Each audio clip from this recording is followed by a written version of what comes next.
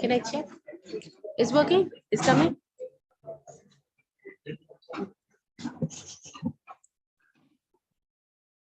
Good afternoon, everyone. And I welcome everyone and I welcome sir, our head of the department. And actually, he's very busy though. Thank you so much, sir, for giving some time with us. And I welcome our special guest, Professor Ashish Joshi. And I welcome all our faculties. We have few faculties, sir. I introduce Dr. More and Dr. Sivani. She is also our faculty. Dr. Suniti is also our faculty. And we have Professor Mitra, sir.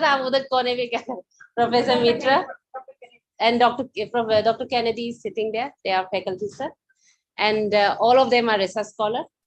Now I will request our head of the department to facilitate our special guest. Neha? Yes.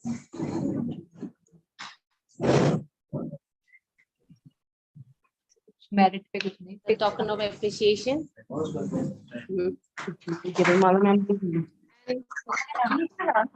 I request our faculty, Dr. Sivani, to present a bouquet to our sir.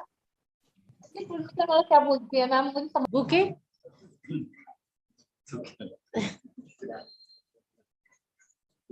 Is this a token of appreciation for sir?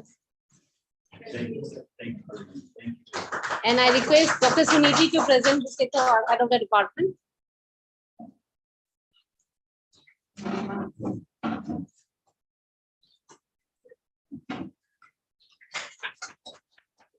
I request Suniti, please give a bouquet to our chairperson of the session, Professor K.N.Saraswathy.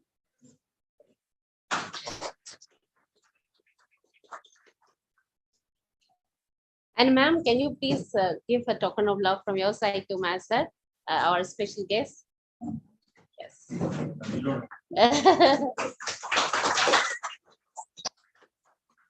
Thank you so much. And that is for your team, sir, the small gift. So we can give it later on at Harpreet and team. The small gift. They do.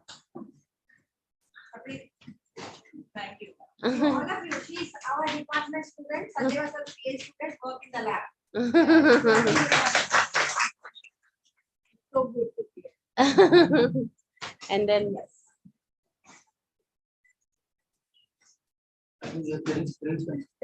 yes, Kiran, Harpreet and me were best friend all the time together.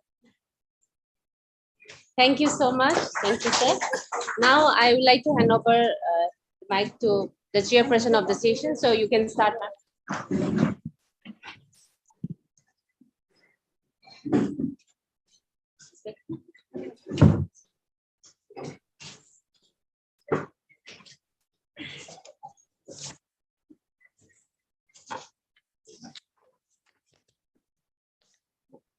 Very good afternoon to all of you.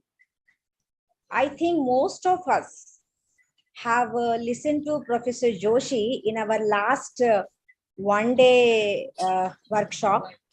I think something on nutrition, and there were people who came specially to me and congratulated me for his lecture. I mean, actually, she was identified by Kiran, but still I was congratulated, and there was a demand from some people that we should have his lecture once again in the department. Okay, and he stays in US and he comes here. I think at least once in a month. I think. Okay, to India, he runs an organization here where many people are working. And then this month he was here, so Kiran somehow coordinated, and she requested if you can come and address our students. He's here. He basically works on populations and demography, and technology, how it is useful in population studies and health, especially health systems. That is very interesting.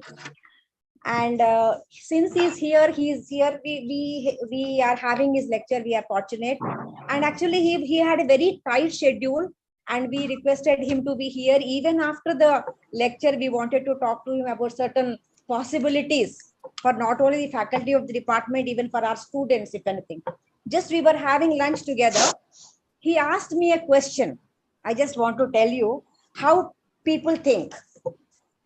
He asked me, if you are coming to US, I invite to US, me to US, and I ask you, what is your wish list from us? About I'm going to his organization. So what I will be expecting from his organization, for which I'm traveling all the way and going there and doing something. So I didn't have anything. Maybe Indian philosophy teaches us like, no, everything is okay with us. We don't need anything. We are complacent. We are happy with whatever we are having. And then he said, if at all you ask this question to any US citizen, they would say that we want more grant, we want more fellowships for our student, we want more space for our institution, we want more. I mean, they have a big list. And when he gave the list, then I said, all this we also want.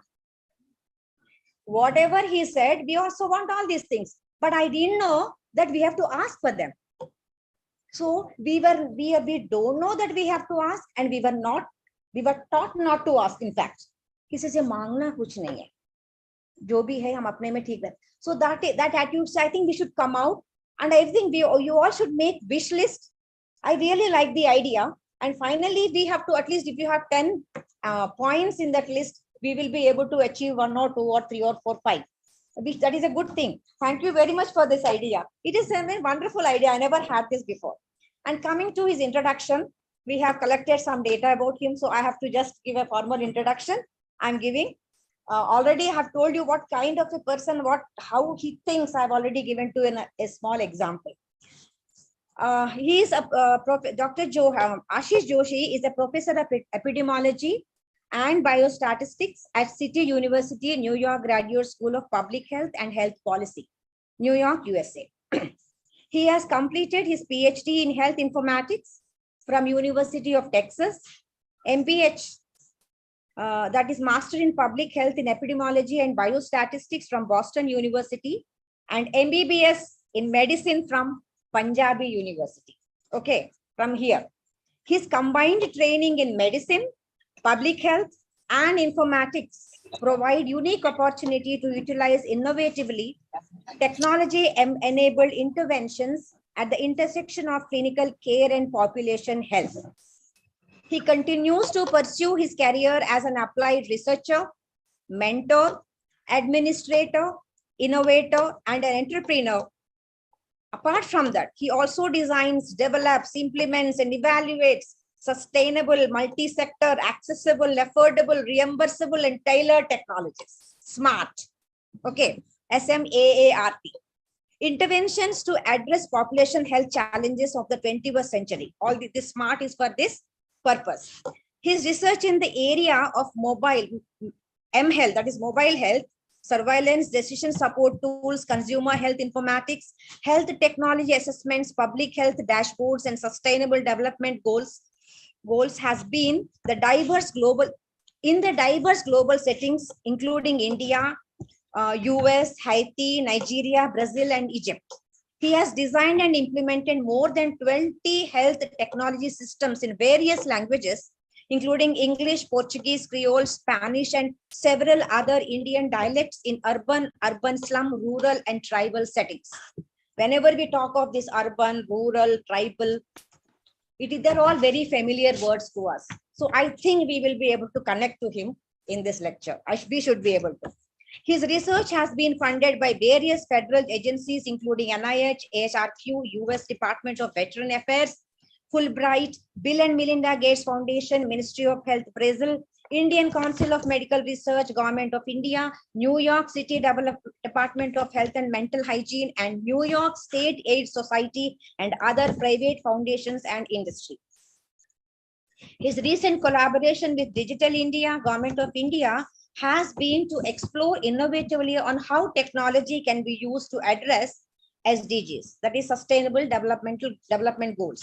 He has also developed fully online certificate and an executive program in population health informatics, and have written the first book on population health informatics. Just imagine, informatics is something, it is computer something, so but still you are trying to use informatics in population studies, health studies, so that is very important. And ours, as an anthropologist, we always believe in convergence of things. We believe in putting things together. So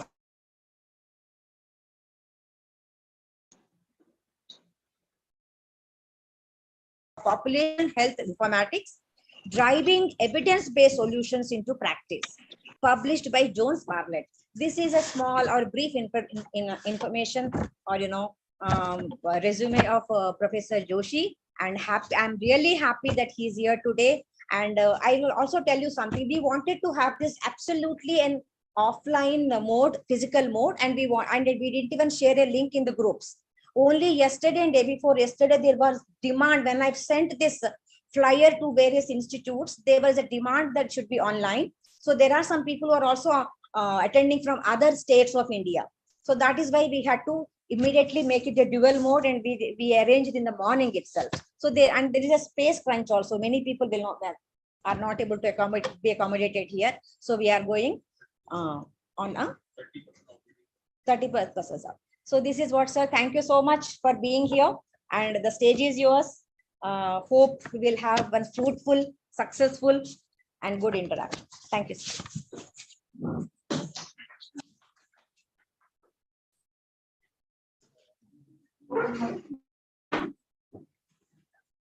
So, how do you? Oh, you'll do the forward? Oh, I can do the forward. Yeah.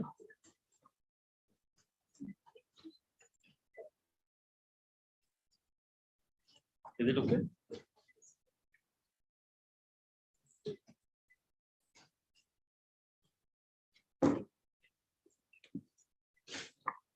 Yeah.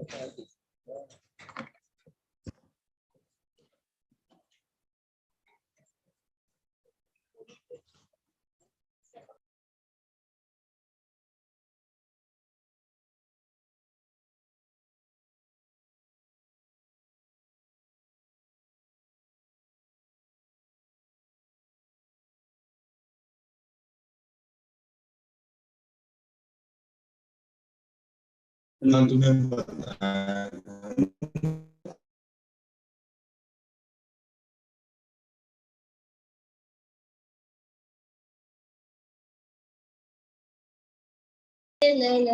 I want to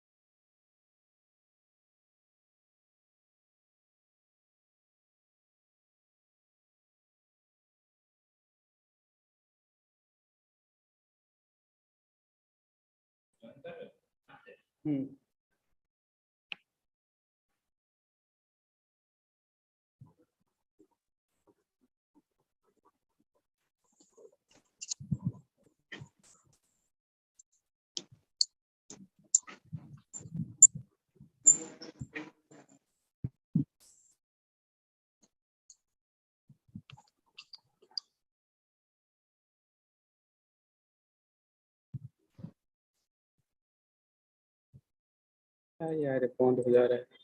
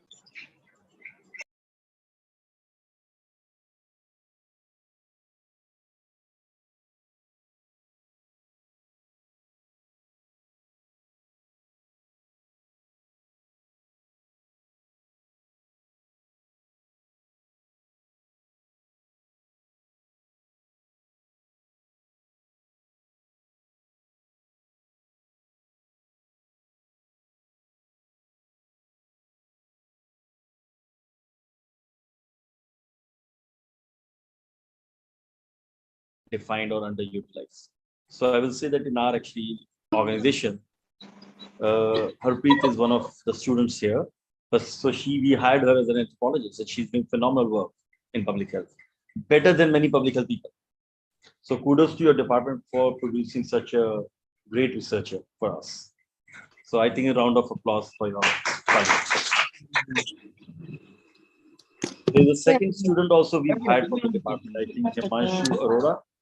She's also from your department, so she's also working with us. So I just want to make sure that I'm not coming here to just give a lecture. I might be also here to look for you who are interested to work with us as possible opportunities. Sounds good? If I'm running overtime, ma'am, you can tell me how much time. But I want to just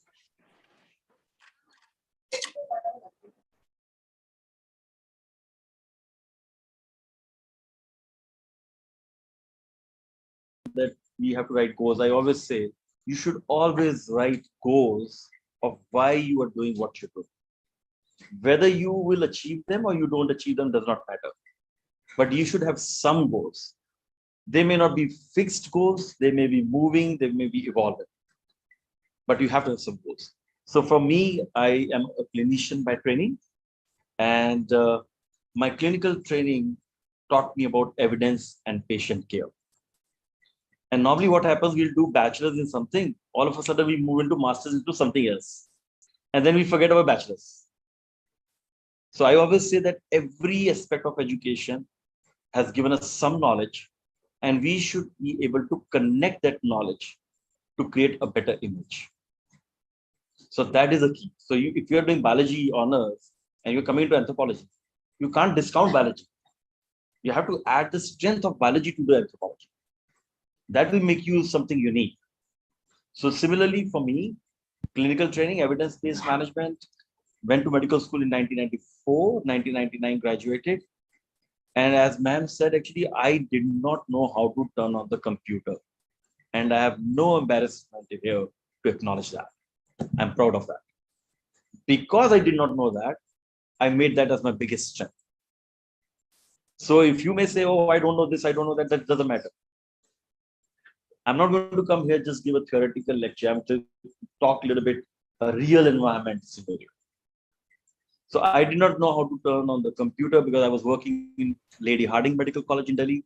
And then I was at Wellington Hospital, which is Dr. Ram Manohar Hospital. And the only thing we was doing was emergency medicine, seeing patients. And it was very sad to see that sometimes, especially kids will come, parents will bring the kids, and they will say, the child is not speaking anything for the last 2 hours. They will not even know that the child has died. So when you were seeing all this thing again and again, you said to yourself, I'm sitting here every single day and I'm writing a prescription. They keep on coming, I keep on writing prescription. That's not what I want to do. I want to do something which is having big impact. So obviously, as a third-year medical student, I lost my father. He expired in front of me only. And that was due to medical negligence. And as a medical student, I could not do anything. So I said to myself, I'm not going to let anybody die, no matter what. But that's not the reality, you know. That motivated me to move into public health. So you have to have some reason of why you are coming to an education institute. You just can't walk and say, okay, maybe this is something I want to do because just I want to do. You have to have some goal. So that is what public health did for me. And actually, when I was talking about public health, I'm telling you about 2000, 2001. The notion was, if you don't get into anything, anywhere in medical, that's the reason you're doing public health. It's a kind of a stigma. So sometimes you have to break those stigma and those barriers. So in 2002, I applied to Boston University School of Public Health to pursue my master's in public health. Now, obviously, going to the US, the reason I'm sharing this is because I can come and talk about what is informatics. That won't help you. What led me to do informatics and what I'm using informatics for is critical for you to know. So that's my motivation. When I went there, I could not find an on-campus job because in the US, you have to have very savvy computer skills. So I went to a lab with an endocrinologist, like a diabetic lab. The student next to me is typing and I'm just watching his hands. He's typing like this and not even looking at the keyboard. And I'm saying, how does he know? And I was used to type like this, literally one by one. But he had one limitation. He was not a physician. So he had to go to the physician every single time. What is this? Why the symptoms are here? So the doctor had to correct him. So he was spending more time. And at that moment, I decided, you know what? I don't know what informatics is, but something I'm going to do in technology. Because he cannot become a physician. And I'm already a clinician, but I can try to become an informatician. So I have to find my unique niche. So as students of anthropology, that's all the students are here, or any social, I don't know, like cultural, whatever you're coming from. You need to find yourself a niche in which you want to excel. Okay. So that led me to do my PhD in informatics.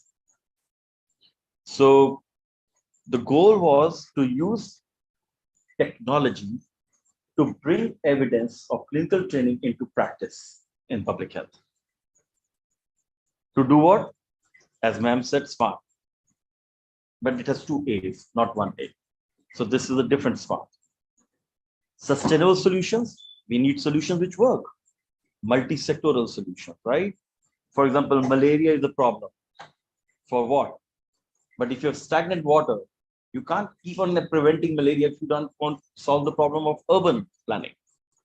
So multi-sectoral means how do you connect different sectors, education, employment, health, accessible. People need to have accessible information, accessible solutions. We are telling them to eat healthy. They don't have access to healthy food. They don't even know what is healthy food. And we are telling them to eat healthy. And if you look at the National Institute of Nutrition guidelines, they say you should have 5 times a week fruits and vegetables. Calculate the amount of money somebody will spend in a family of 4 to eat 5 times fruits and vegetables. He or she cannot afford it. That's a fact. So we have to create solutions which are real world solutions, which work for the population for their need. Affordable, I can bring an iPhone and say, look, this is a great app. Somebody says, I can't even afford an iPhone. I have a basic phone. So we did a study in urban slums in Delhi. I'm sure some of you must be working in urban slums. We are working in south, east, north, west, all JJ clusters. 40 of those slums showed that 60% of the people have basic phone, not smartphone. And those who had smartphone, 67% of them could not use texting. So if that's a scenario, you have to make sure that you can't implement digital solutions because it is creating disparity. So technology does not mean that everybody has access to that. Technology is not the only way. You have to know accessible and affordable technology. Reimbursable. You're coming to the institute, we need a quality of care if you go to the hospital. Tailored, what works for me does not work for you. What works for you does not work for others. So you need personalized solutions. So to have meaningful impact in growth. That's the rationale of my background. Academic, research, and practice. So far, so good? Yes? Yeah, I'm just making sure that you're there. Ma'am, my speed is okay? Yes. Because I can get very passionate. I love what I do. I just love what I do. So research expertise, what is my expertise? So that's my academic background. My focus is on population health, social determinants of health. You can't improve health of a person if he or she does not have a job. What are we telling a 27-year-old person to be physically active when he doesn't have a food on the table? So think from that way. So that means we need to create employment and then incentivize his employment in a way to be healthy. So if I have to ask you, how many of you do physical activity 7 days a week? 6 days a week? 5 days a week? 4 days a week? And never. We can be honest, nobody's judging you here. Now, if I tell you this way, that I will give you 5 years of scholarship stipend, ensuring that you're going to demonstrate to me that you're going to do physical activity 7 days a week. How many of you will do it? This is called persuasive medicine.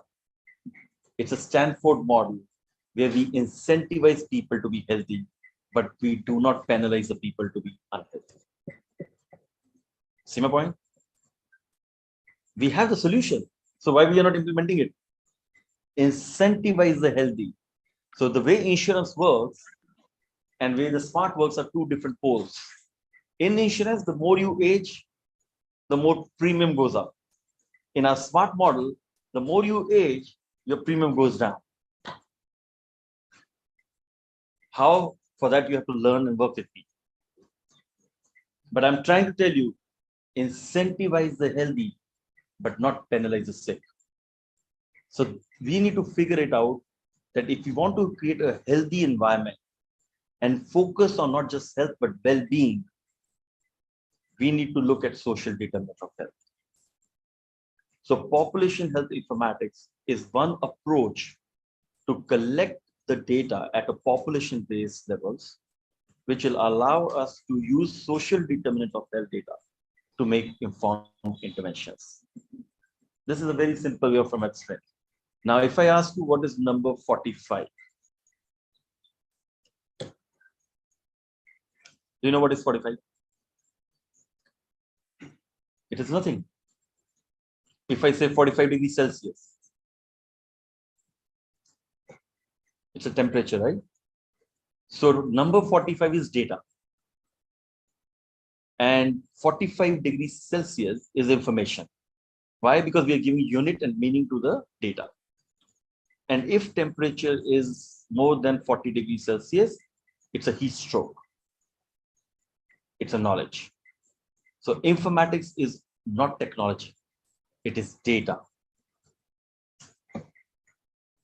Technology, people view informatics as software. That's wrong. Informatics enables technological use to generate data to make it meaningful. So that's what informatics is all about. Translate data into meaningful information. Otherwise, what will happen? Garbage in, garbage out. You'll collect data, but if it's not meaningful, what is the purpose of it? So second is consumer health informatics. So how many of you use Google to search health information over the internet? Everybody. So natural, right? If you type in the word hypertension in Google, you won't even know how many millions of records come. Right? So we don't know what is right and wrong. So the field of consumer health informatics teaches you how to evaluate the quality of information over the internet. That's called information literacy. So as taking an example of COVID-19, have you heard the term infodemics? Infodemic has become a bigger pandemic than COVID-19 because it is related to misinformation. So COVID will disappear, but misinformation will not disappear. So WHO is saying that we need infodemic managers. So it's a new area. So consumer health informatics is preparing people to become infodemic managers, which means how do you educate a common person who has no health literacy? He may be educated, but doesn't mean that he's health literate. There's a difference between that. So in that case, consumer health informatics is a very important element. Okay, I'm trying to give you some example and context to the terminology what I'm using here. Human-centered technological intervention. Human-centered is very simple. What does the user want? I come to yours here. You may say, I am interested to get, like, I became an assistant dean for student affairs. And in my first role, they said, New York is so big. How are you going to know what students want? What services are you going to offer? I'm not going to offer anything. Then just ask the students what they want. And whatever they want, I'll give them. That's it. That's called human-centered research. Ask the user what they want. So our data from urban slums of Delhi showed that women wanted not skill centers. They wanted places where their kids can spend time in a useful way. That was very interesting observation which came out of that. They said, we can go and do a job, but बच्चे को anganwadi centre में छोड़ने से कुछ मिलता नहीं है, तो कुछ खाली जगह मिलनी चाहिए जहां पर हमारा बच्चे एंगेज रह सके. So that is what they want. So maybe we should open that, and they're willing to pay for it. So what it does, it creates employment within the local setting. So ask the user what they want, implement that, create an intervention, document the change, and create employment. This connection of these dots is a field of system science. You can't change individual. You have to change the systems at a systems level.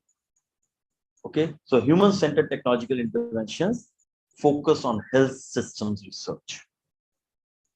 Sounds good? Then population health dashboard. We go to CNN, we go to all these news channels. Everybody's showing trackers, right? I don't know market, but I can proudly say that at least in India, COVID-19 tracker, we have built the country's first. But I don't spend my money on marketing. I would rather spend that money to hire stipend and bring stipend to fresher students. My commitment is, as an organization, to give opportunity to freshers because they have no opportunity. Everybody's asking 3 years experience, 5 years experience. I'm not unsure where are they going to get the experience from. So you have to give them the job to get an experience. So yes, I have a lot of team here who can say they've been here for 8, 9 years working with me. I prefer to give the freshers an opportunity. So population health dashboards allow us to capture the data. Now I was just sitting here and you know what I was thinking? all of you are working on some research projects. I'll give you one example. And if anybody wants to do that, I would hire that person right away. In your department, I think, I don't know, maybe 100 scholars are there. 100 scholars are working on different kind of projects. Why don't you create a dashboard of who's working on which project, interactive platform? And I'm more than happy to help you with that. I can assure you that this will be the only, we are searching out, everything is inside. So my offer to the department, I don't want to just come here and give a lecture. My offer to your department is, if somebody is interested, let's gather the data of who is working on what areas of research, where they are working, and we create an interactive dashboard. So if any prospective student or any other student wants to know what else somebody is doing, they will know at a touch of a screen. That's called team building. Isn't this exciting? No, yes. Yes. So we should do it, right? So this is one project which has come to my mind as I'm looking at you all. Okay. So that's area of population dashboards. I do work in global health. Global health is a very good way of learning so many things. Because global health is viewed very differently. There's a new term I use, it's called globalization. Globalization, global but local. Global health you can't do sitting in an air-conditioned room. You have to go to the field. You have to go to different countries. And this is one area which I'm very passionate about. Going to different countries, understanding the culture, understanding the language, why challenges are there, and see what works there. And if something is good, they bring it back to a different environment. Innovation, entrepreneurship, and sustainability is key. There's a lot of startup culture which is happening in India right now. But there has to be a model of, it's not giving somebody 10 lakh rupees of startup. They need to have organizational change skills. They need to have people skills. They need to have communication skills. They have to have soft skills to run an organization. So it's not about just saying, become an entrepreneur. You have to know what are the attributes to become that entrepreneur. So maybe a workshop of that nature can be inculcated with the students. Public-private partnerships are very critical. Data policy and governance is the future right now. You're collecting digital data. And in digital data, what you're capturing is people want to share the data. What is the method of sharing the data? This is another very important area which is growing. So I do work in the area of data governance, data policy, data sharing, data quality, and how do we ensure the data is meaningful enough to make policy making. So that's kind of a background, giving you some context. Significant transitions in healthcare are happening. Everything is becoming digital, whether we like it, whether we don't like it. It's going to become digital. There's no question about that. New economic forces are there. Geopolitical environment is changing. Like, for example, we are creating a course in global health diplomacy now. How global health can be used as a diplomacy. Take an example of COVID-19. Supply of COVID-19 vaccines was a diplomatic effort. It was no longer a global health effort. It became actually a diplomatic effort. So what we need to do is we need to also create leaders who understand how global health works as a diplomatic tool. Okay. Increasing in demands to address chronic disease. Obviously, India is seeing that happening. Overweight of children is going to be a bigger problem, what I see. Like, even though it is very difficult to get funded on that, but I can tell you childhood obesity in India will be a major problem. I can tell you that. And now the problem becomes this new emerging infectious diseases. So what you're going to see is comorbidity, coexistence of chronic and infectious happening all together, and changing policy environment. So these are the significant transitions in healthcare which are happening, and how you have to adapt your curriculum to that. How do you adapt your research according to the new transitions? You can't be fixated to 50 years ago thing. You need to know that the world is changing and you need to adapt along with this. Otherwise, you will be left behind. So this is just a snapshot of percentage of household using internet for health-related activities. Look at the numbers where it's going. You know what is going to happen? 80% of the people in the United States now make a decision on the healthcare based on the internet information. India is moving towards that trend. Currently, India has about 23%, 28%, but you have only 50% penetration of the internet. Imagine the next 50% penetration of the internet happens. People are going to go to the doctor saying, Google says this, I'm going to do that. How do you handle that? So you are going to have a counter evidence to create, and digital world is creating its own evidence. How do you balance it out?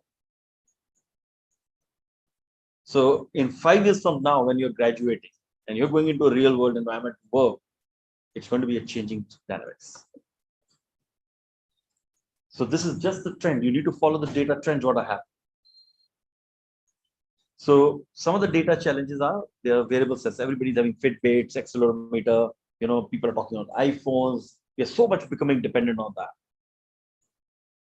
Digital data is all over the place. Mobile phones. What is happening? Volume of data is increasing so quickly now. Variety of data. You see like different forms of data. YouTube, I don't know, WhatsApp, Snapchat, I don't know. So many social media platforms are coming up with. Velocity with which the data is getting populated. Veracity. The problem is uncertainty of the data. You don't know whether the data is accurate or not.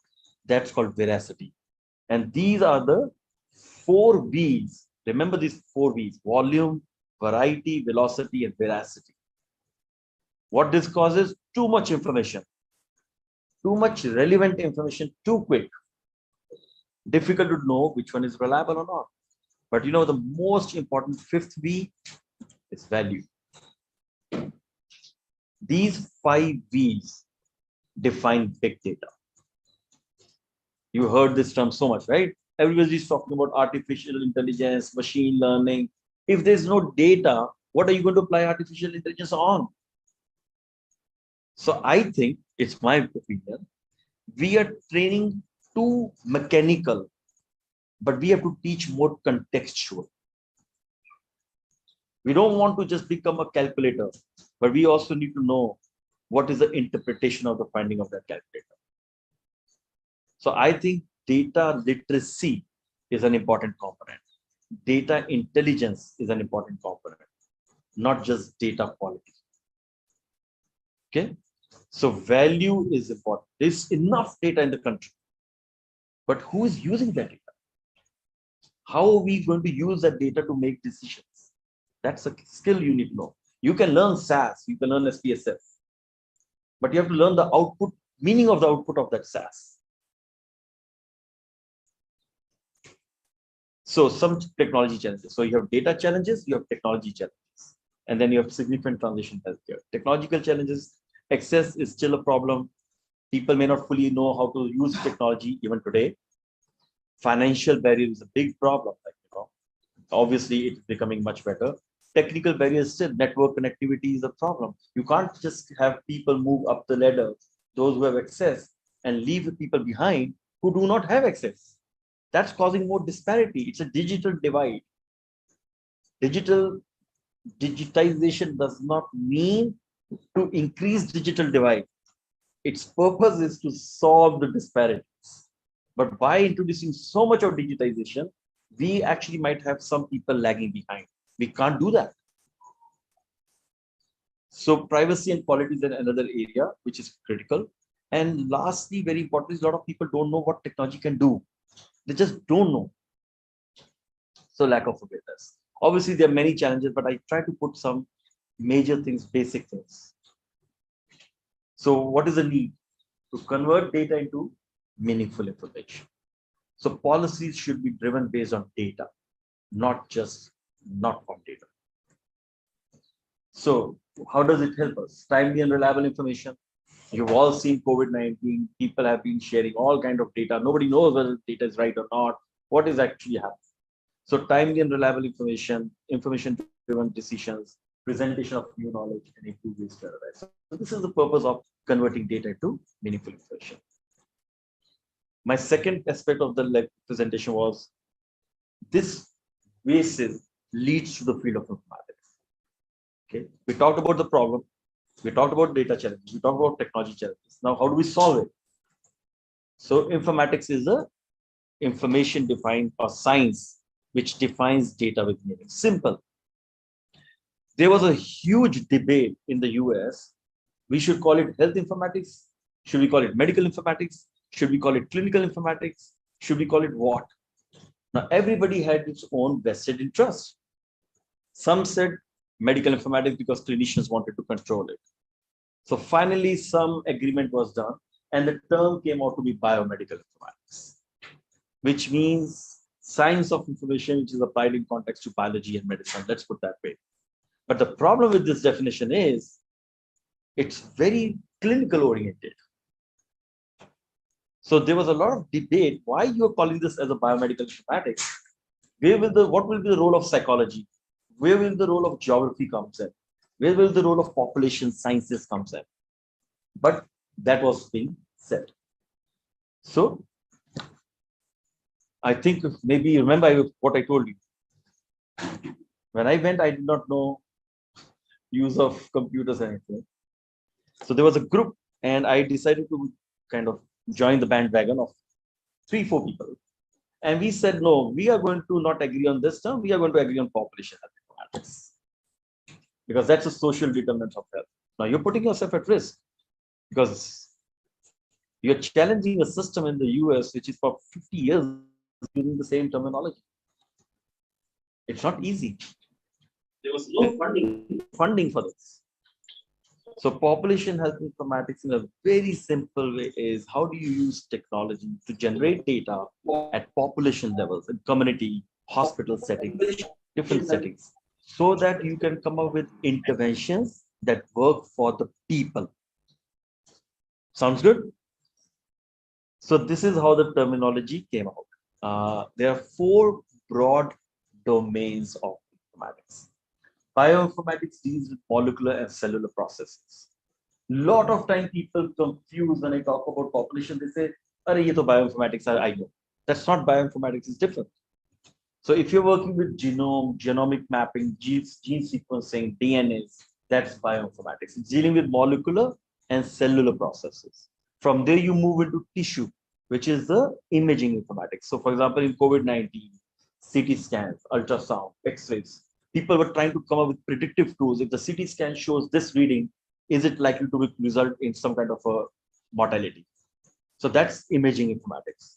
Radiological images are a data component to that. Now there's a very interesting example that people are using nutrition meals. Like you're taking a food plate, you take a picture, and the pixel of it tell you the calorie estimation.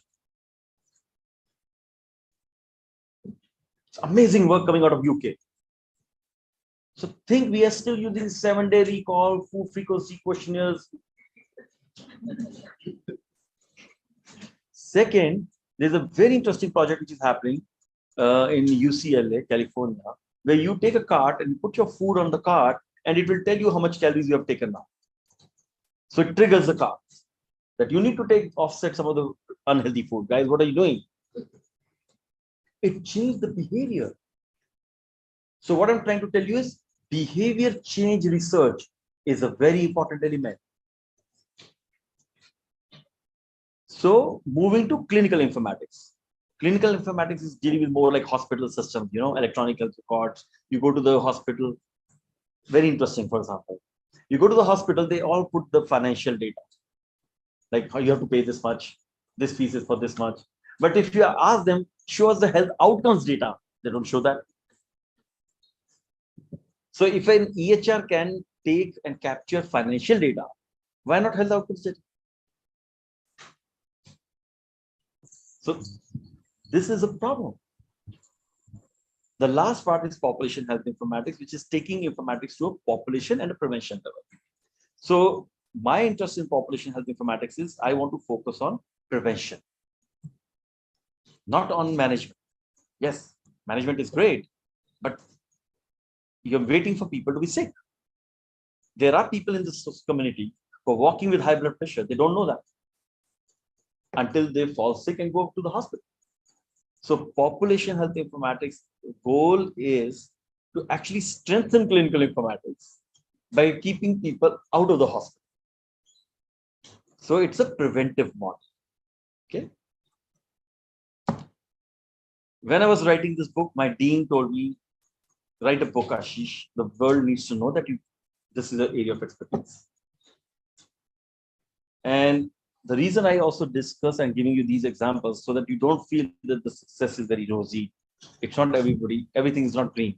What you see, there are a lot of failures, there are a lot of struggles behind that. So when this book was written, this is the first textbook in population health informatics. And what I take as a personal pride is that a person who did not know how to turn on the computer wrote the first textbook. And I'm also proud to be an Indian to write this book. That's important for me. And when this book was inaugurated, there's an American Medical Informatics Association who had never invited me on any forum, asked me to come and give an inaugural talk on this book, but we will only give you, Dr. Joshi, 5 minutes. No, I need only 2 minutes. I don't need 5 minutes. I went to the stage and said, the book made invisible the visible. Thank you very much. That's my answer. You tell people through your actions, and you don't need to tell anything else. They were stunned that I left the stage. American Medical Informatics Association is a very big platform. Thousands of people sat there. And they said, like, you've done your 2 minutes here. You never asked me to come before. Because I wrote the book, now you're recognizing me. It's not about that recognition. It's about that you all have great ideas. But sometimes we don't have confidence in ourselves. That doesn't mean that we just need to be so quiet that we can't. Stage fear is with me also. I also had a stage fear. I took it away. What is going to happen? A lot of people tell you you didn't change your accent when you went to the US. I deliberately did not change it because that's my identity. So I'm not just coming here to give you an academic lecture. I'm trying to just tell you that there is a journey to this academic lecture. Okay. So these are different interdisciplinary areas. We are working in all these domains. I'll just give 2 examples, very critical. Disability informatics, music informatics, and nutrition informatics. Nutrition informatics, as Dr. Kiranmala knows, for the first time we have launched in India. And actually, it is the only program globally. There's no other program like that. So sometimes my aspiration is to make everything #1 in India. Everything what we start here should start from there. Because we have the bandwidth to do that. So nutrition informatics has been very successful. I'm not going to talk too much, but I'll give you some examples of that. What nutrition informatics is. Simple thing. You all are on WhatsApp, right? WhatsApp is for free. So I don't know how many people are there, maybe 50, let's assume. Each one of you has about 200 friends in your WhatsApp, right? So it is about 10,000 people access you have. Why don't somebody create a simple, interactive, healthy eating videos for people to keep themselves healthy for free? You can serve 10,000 people. Why do you have to go to a nutritionist and pay 1,000 rupees when we all have everything here? That's innovation. So we are using WhatsApp as an intervention to tell people based on the money they are making, how to eat healthy food in the money they are making. That's a direct translation of research. So that's an area of expertise, nutrition informatics. Disability informatics is a very big mandate. There's a conference coming up. It's called Global Assistive Technologies Enclave, GATEC, in December 7th, 8th, 9th, organized by ICMR WHO. Our foundation is actually convening that. We've been chosen to basically organize that. And Harpreet Mansi, and then we have another person. And we are writing the first paper in the field of disability informatics, a way forward. Because India will have a problem of geriatric and older population, which we are currently ignoring. It will happen. And at that point, you want to make sure that the 30s and the 40 years of age of people currently will need that help. So sometimes you have to choose areas where you have the vision and not just for today. So disability informatics is that one area where we really want to expand. Music informatics, I'm very fond of this area. I had a high school student in the US who was wanting to become a musician. His father was so aggravated. He said, I'm an emergency medicine physician. You want to become a musician? Forget about it. So he sent his son to me for internship. He's a 9th grade student, an American student. And they sometimes rebel very quick. He says, my dad wants me to be a physician. I want to become a musician. I said, no, no, no. We'll make music as medicine. Don't worry about it. So we came up with the concept of that every person who listens to music has a different element of why they listen to that. Right? It's not that like I like soft music, contemporary music, jazz. So that is what I like. So that means that there is a stress marker in the body, which you can test today. You can take a blood and you can actually look at the stress levels. So what we did, we created a lyrics which will reduce stress among older adults. And those nodes were composed to reduce stress among people with COPD. And that project got published as Music Informatics and was now submitted as a paper to London College of Music. This is one area that I want to expand in India by bringing art, culture, and music to the field of public health. So we have another project, which is public health through the lens of child. So we did this with the Navyuk school, I think, grade 3 to 5th. And we told them what is healthy. Draw what is healthy. And it was interesting that 78% of the kids drew food pyramid and nothing else. They knew about what is unhealthy, but they never knew what is healthy. Because every time their parents would say, don't eat this because this is not good. But they never told, eat this because this is good. This project we are now expanding, not just here, but also in the United States. So as a solution, we have implemented SMART across multiple countries.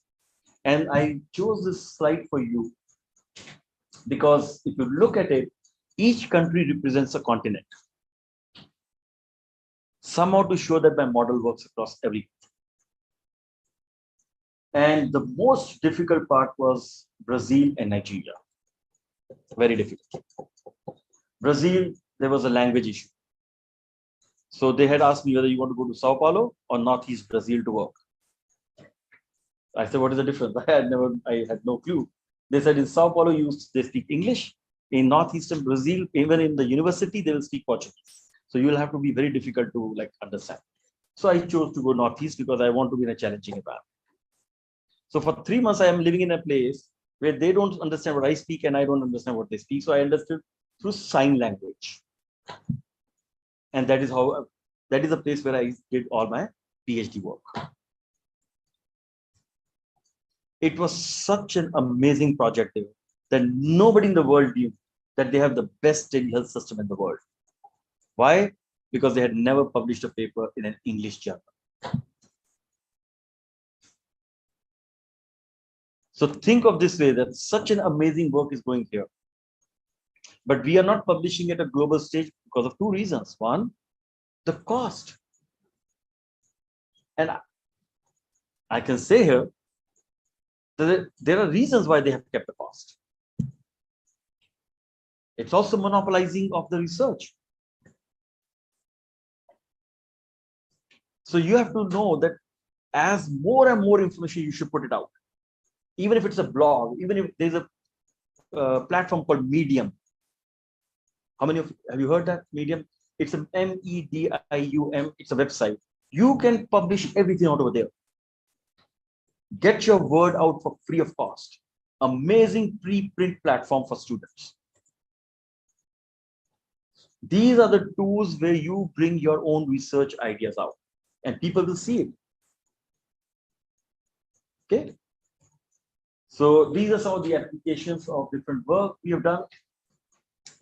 I don't know how many conditions, but I'll give you examples of some of them. Based on all the work what was done, it was the need that we need to do something in India, you know.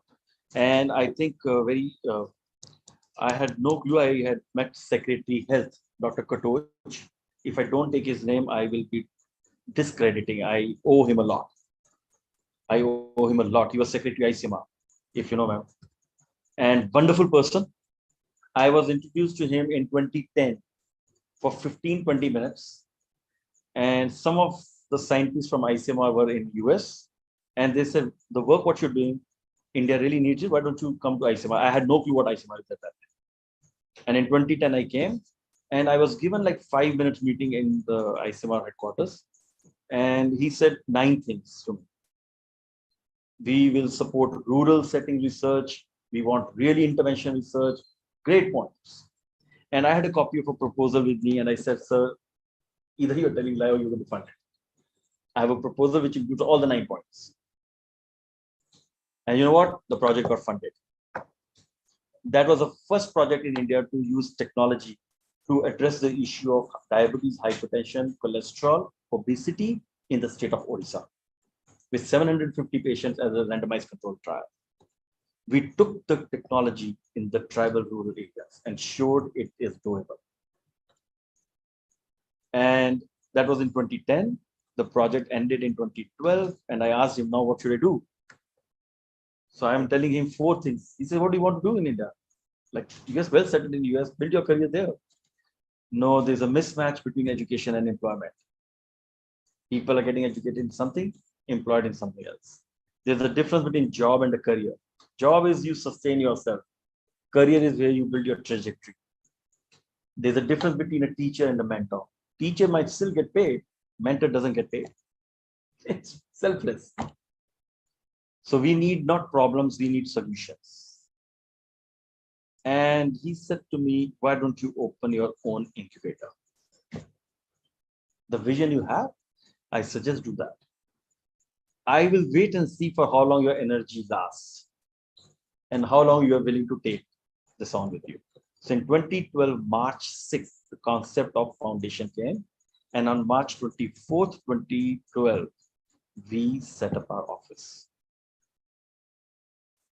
I had no clue where to set up an office. I was visiting Delhi after many years. So I went to Vikaji Kama place. A realtor is there. And I said, I need an office space to rent. He said, what are you going to do? I said, public health research. He said, do you know anybody? I said, no. So who are the employees? I have no one. You're going to just rent a place and go? I said, yeah, somebody I will hire. I don't know who. Can you give me the rent? So he introduced me to a lady. I will not forget her name, Mrs. Dalal, whose husband was a military guy, and his son was in Texas. And I went to her house and said, ma'am, do you have a space in Bikaji? Can you rent me out? She said, I charge 37,000. I said, ma'am, I don't have that much money. Why do you want to do? I said, I told her, like, this is why I've come from the US. She said, my son lives in the Texas. He never says he wants to come back. No, I want to do this. So she rented me the place for 27,000. The reason I mention her name is because if she would not have given that space to me, probably I would not be able to establish. So we have to remember and be grateful to people who have helped us out during the tough times.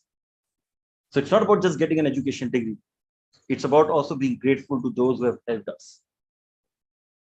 Okay. So she helped me in 27,000, no employee. I called my supervisor in US. I'm going to come 7 days more later because I may not feeling well. And I'm setting up my office here. And that's how this foundation started. There were 4 cubicles in 217 square feet space. And Shruti is joined me in 2013. And it is now 9 years. She's here still with me. And Bhavya is the person who is also from nutrition. She was the first employee in 2012. Literally, I interviewed her, ma'am, on actually at Connaught Place. She got so scared, like the first boy is calling. And she says, I need to find somebody for the job. And no, I'm just telling you. So I said, like, can you work? She says, what are we going to work? I said, nothing. Just open the office from 9, close it at 5. We will build something, but something different. That's how this foundation started. The logo, I have to say this. because I lost my father, so I used to talk to my mother like once a week because you can't afford that much.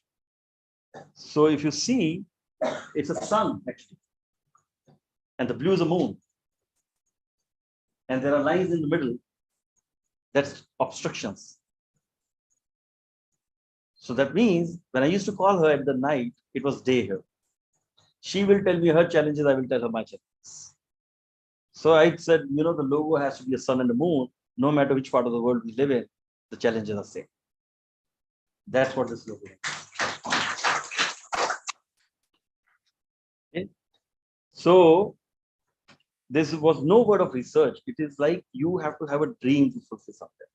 So this is how this foundation has started. What we do applied research, innovate. I'm not going to go into the journey because it can become very, very emotional. Very emotional. I won't be able to complete my lecture.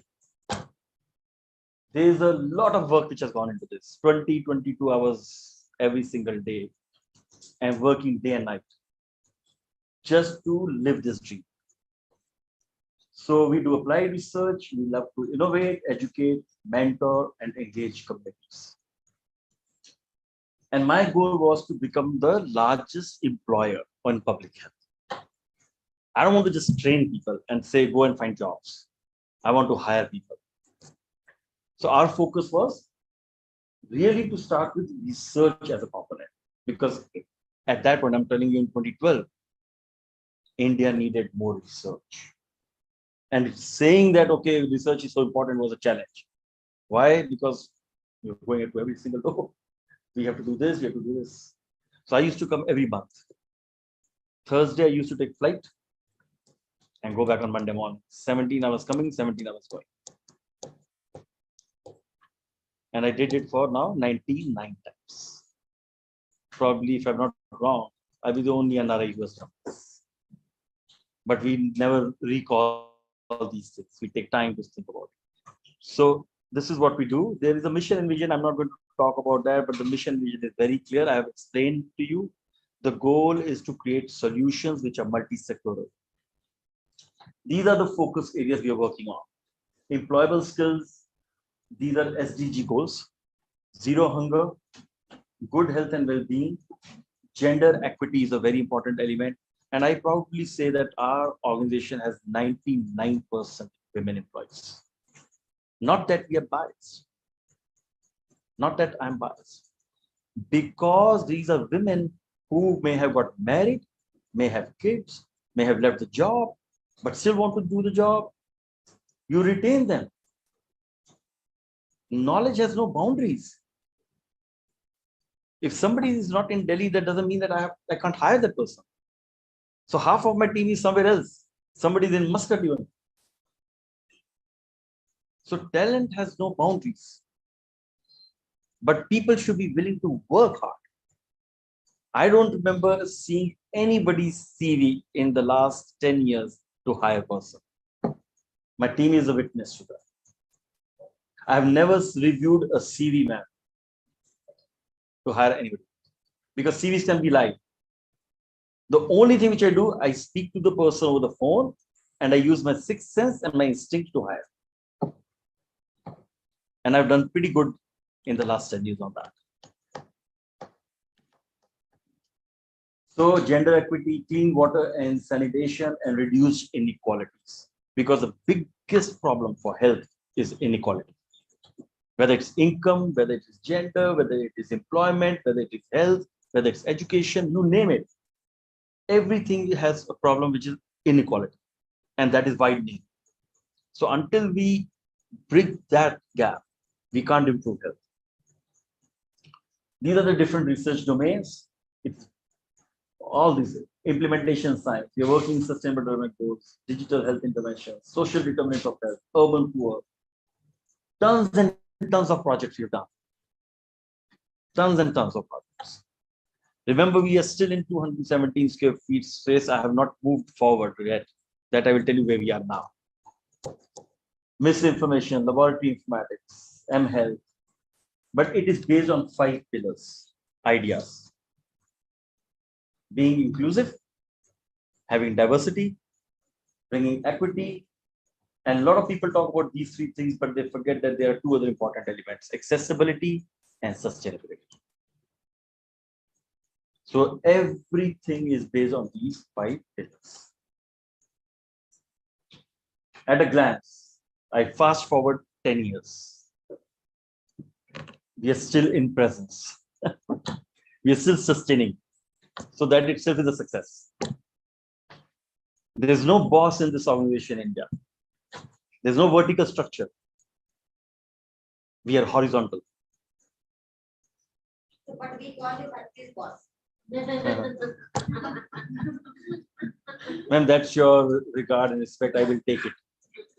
But I will tell you that I am blessed to have wonderful team with me. Can you imagine just an organization running without somebody who's there to supervise?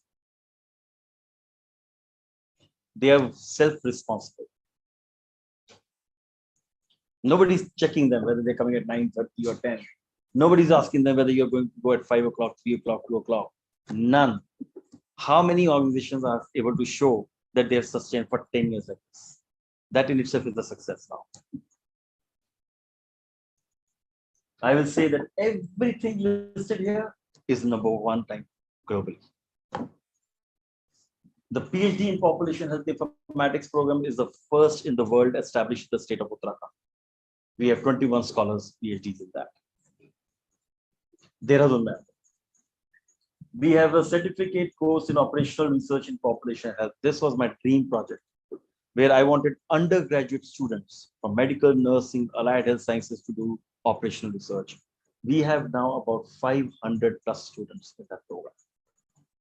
We are pilot testing this model in Chennai, in a newly established medical college, with the vice principal, who was actually my first student of 2010, who has become the vice principal today, and said, I'm going to allow you to put your vision in this.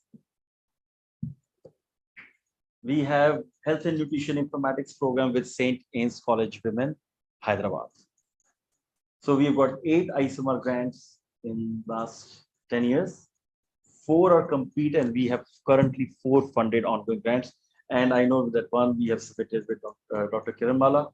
Even before we have decided to collaborate, we immediately put a grant proposal. That is the first sign of our collaboration. Whether it gets funded or not, doesn't matter. You make an attempt to write, only then you will get a chance to fund. And now there are 57 different ongoing projects, 37 research papers, 16 diverse teams. Our collaborations, I will tell you, we are physically in Dehradun at AIIMS Rishikesh Government Medical College. We are in Chennai at Panimala Medical College. We are at Gujarat at Parul University. We are in Telangana at St. Anne's, and I will be traveling to Sonipat tomorrow for Rishi Hood University. And then I'll traveling to Friday to go to Manipal with the Manipal School of Public Health. My aspiration is by end of this year, we are institutionalized as a lab in all states and union territories of India. That's my aspiration. Once that is done, we would love to, my hope is, I would love to become a public health research university in India as a first public health research institute. We inspire experiential public health program. During COVID, it was a problem. Everybody had a problem. Our funds were squeezed. I can say, and my team is here as a witness, we did not lay off one person. Not even one person was laid off. So I had to use different strategies. Move from a bigger office to a smaller office. Okay, for 6 months, take the pay cut. Don't let anybody lose the job. And we revived it back. And actually, we have expanded way far right now. Way more. Because during the COVID, people did not know how virtual experiential learning is done. And we had experience of that. And we started with first batch of 7, 10 students as an experiment. And till date, we have received almost 2,000, 20,000, 2,200 applications. We've trained about 500 plus students.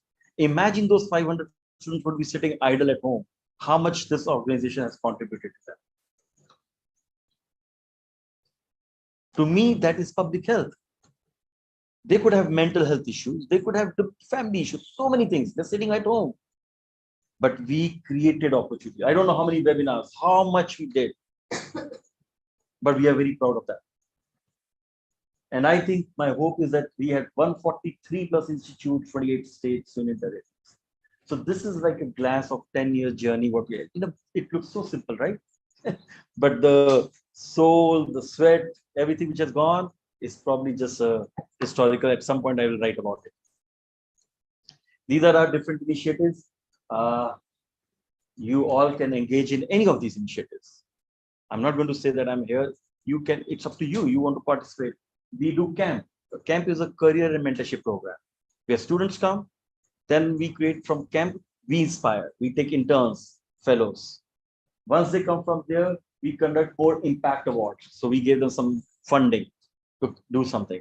It's kind of motivational. Not everybody is going to become rich with 2,000, 4,000, 5,000. But that's the best I can do. It's just to help them to come up with some out-of-box thinking. Simple solution. And the level of confidence they have. And many of the people who are here have now gone abroad, which is okay, fine, but they're doing great work. You have prepared them for their journey. So I view our organization as a bridge program, which is preparing them for the real world. They get the training, they come to us, we prepare them, and then they move forward. And we do this in a form of a curriculum. It's not like you just do a project. We are giving skill-oriented workshops to match to the project what they're doing. RISE initiative is the initiative which is to create women empowerment. It was presented at the World Economic Forum. It's a great initiative which was focusing on creating employment among urban slum women. It's different from self-help groups. The Swasthya Pehl, I will tell you, this is very interesting. It has taken me 10 years. Finally, after 10 years, it has reached 10,000 people. This was the first, you see health ATM, right? So this is a health ATM of the country. We deployed in 2010 in a tribal area of Odisha, where people did not know what is health. So there's a computer like this. It has a weight scale, a glucometer, blood pressure, a printer. They come and I show you a screen. They enter the data and it generates a health card for them. It tells them how to self-manage themselves. We started in 2010. It failed. 2011 failed. 2012. 13, I was consistent. I kept on hiring people. So it's a bad model. It's not going to work. No, I will still make it work. 2014, 15. Now we have screened 10,000 people. 85% of Delhi police has used this platform. We took it to the state of Uttarakhand. And actually this technology is a Digital Commonwealth Award winner as the only India product to help people with NCTs now. And we just launched it in Chennai, in the rural training center, in the hospital center, and 13 villages. A village which is the most remotest part of Tamil Nadu, with only 250 people. And I'm going to be very excited to see its results next month, what it comes out of it. This is a We Inspire. Many of you are interested. I don't call this as an internship program. I call this as an experiential learning program. And people can come here. We try to give them, this is the kind of a path what we have created for students. We tell them, okay, what is a mentorship opportunities? They come into an experiential learning program like Inspire. We give them the funding for impact. And those who are really, really good, we give them fellowship opportunities and teaching assistantship opportunities. So there's a path to progression. It's not like, okay, fine, give me some project, just do me a 1 month thing. Not at all that. Shruti is here. We have launched Sangyan. It's a very, I'm actually very excited to see this happening. It's an independent, decisive educational audio platform. So podcast is a very interesting concept. People listen to podcasts. So this is the first multilingual podcast to talk about health information in urban, rural settings and hospital settings. The first implementation has been done in medical college. I don't know, I'm amazed to see 3 lakh rupees they spent to put this kind of a podcast, and now we are doing the usability study of it. So our goal is to become a evidence-based health information hub. WHO is very interested in this project, and if we do well, this could become the collaborative center for WHO, because we want to generate evidence-based health information repository. That's our goal. To keep students engaged, lastly, we have this student engagement club. I have not yet launched it. I will do it in May. Every trip when I come, I came in February, I think. Then I came in March. Now I will come in April. Not April, because I'm going in April. So I can't come back again like that. But I'll come in May, and then I come in June. So every month when we are coming, we are launching an initiative. And this is one of the very big cohorts. I will be sending some information to the department here. This is our dream project we are doing right now. I think this is the potential for an NIH grant. It's called Healthy Eating Active Living. We have adopted about 31,000 population in the Chennai area, all the 11 villages. We'll screen about 6,839 people to build the first health equity index of the country in the area of healthy eating and active living. This is engaging a lot of faculty over there. We are doing microbiological testing, we have pathology, we have DOTS, tuberculosis, everything being done in this cohort. Last component is, if we are not out of, I know I've taken a lot of your time. Is it okay? Yeah, I'll just finish this quickly. I want to emphasize that food insecurity is going to be another major problem. That is why we have our goal, zero hunger. Food is going to become a major issue. So there is a term called One Health. Have you heard that? No? Or planetary health sciences. So One Health talks about vet research, lab research, agriculture. It brings together human health with animal needs. It's a very important area now. This is going to be the future. One Health, especially from the anthropology side, from the population lens, is a very important dimension to it. So that's why we are picking nutrition as a component. Like water is going to be a problem, food is going to be another problem. You have less agriculture yield coming out, people are going to be more having hunger problems. So nutrition informatics is dealing with how we can use informatics to capture the data on nutritional assessment, intake, and process of how much food people are eating, how much food needs to be grown, what kind of food needs to be grown so that it can meet the needs of the populations at large. Okay. Forget about that. These are the 4 areas: nutrition assessment, diagnosis, intervention, monitoring, and evaluation. So we can use technology to assess nutritional needs. How do people do? So if I ask you simple exercise, create a 7-day food recall of what you ate from morning to night, all 7 days. You'll be surprised that you won't be able to calculate your nutrition calories. Because food preparation is there. Then food is being cooked. Cooked has its own values. Then how can we tell people who is a common person to eat healthy? If you take a nutrition labels now, like I saw in Reliance, I think there's a lot of like packaging food coming now. You can do a study of how people understand nutrition label. They won't understand. Should I take this trans fats? Should I take it unsaturated fats? Whether it is food, people don't know. So if we don't know, how can they know? So that is a very important small project which you can build. So our goal as an organization is to support research scholars from diverse backgrounds to generate incubation of ideas, which are real problems to people. And that's where nutrition informatics is coming. Similarly, in the area of diagnosis, what intervention works? So we have got 2 projects in nutrition funded. This is the first project. Like I went to the state of Himachal and we did a very simple urban-rural comparison. The people were diabetic. We did a focus groups. 90% people said that मुझे कहा गया कि घी नहीं खाना, आलू नहीं खाने, चावल नहीं खाने, तो diabetes ठीक हो जाएगा.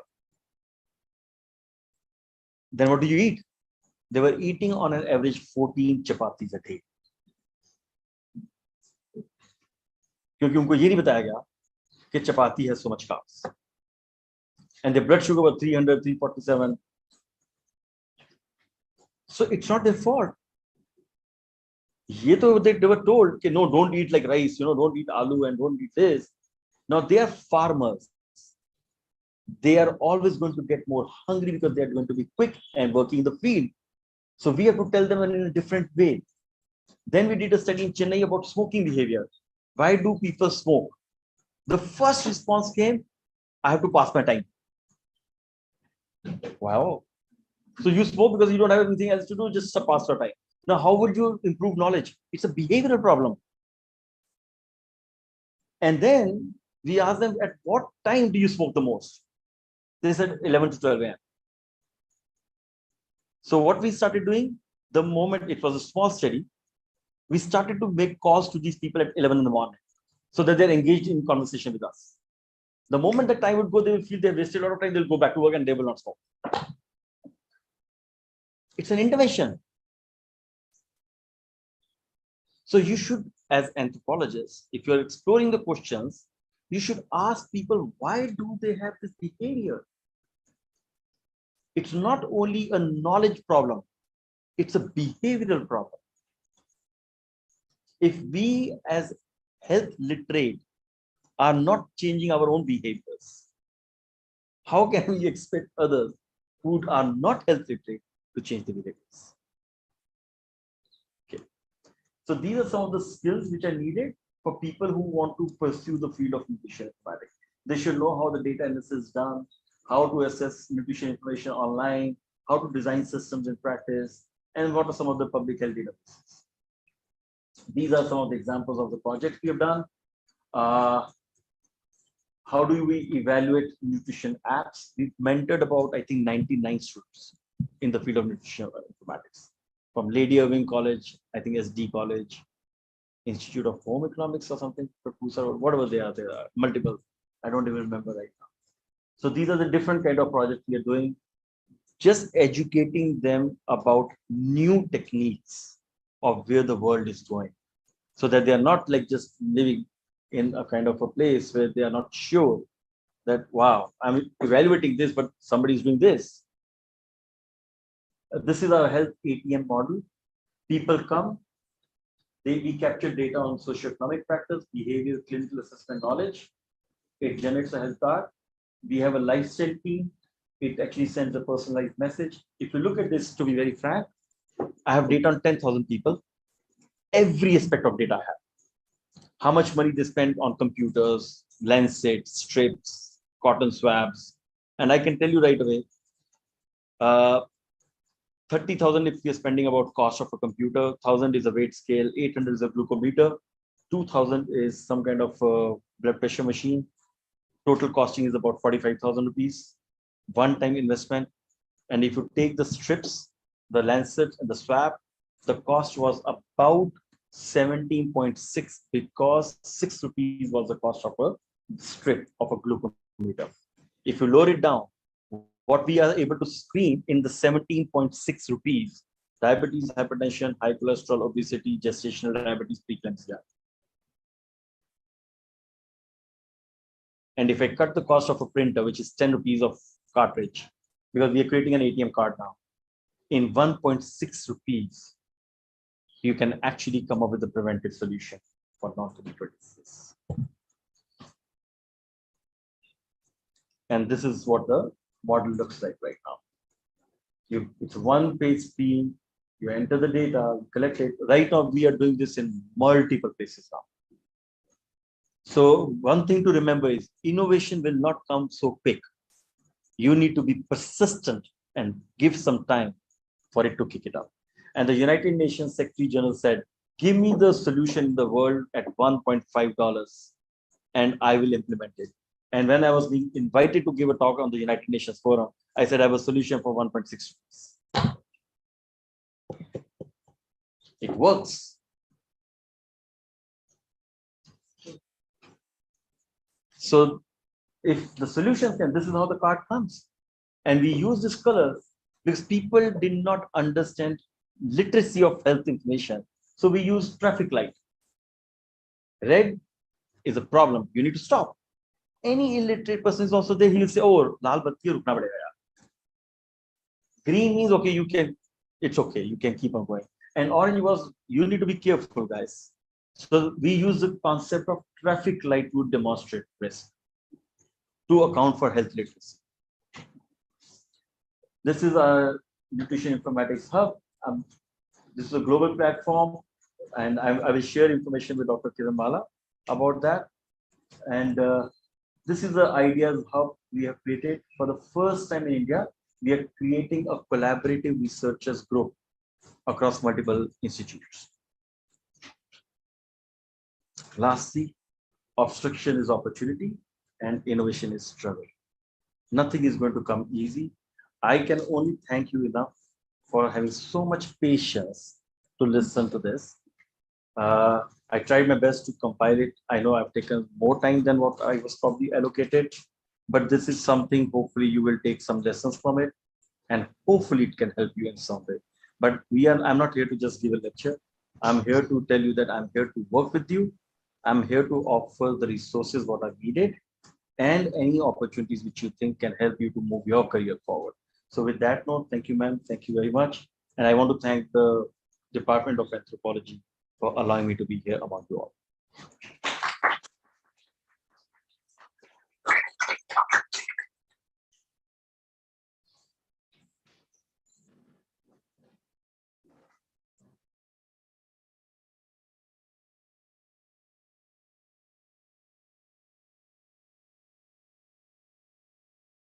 And just talk about the journey.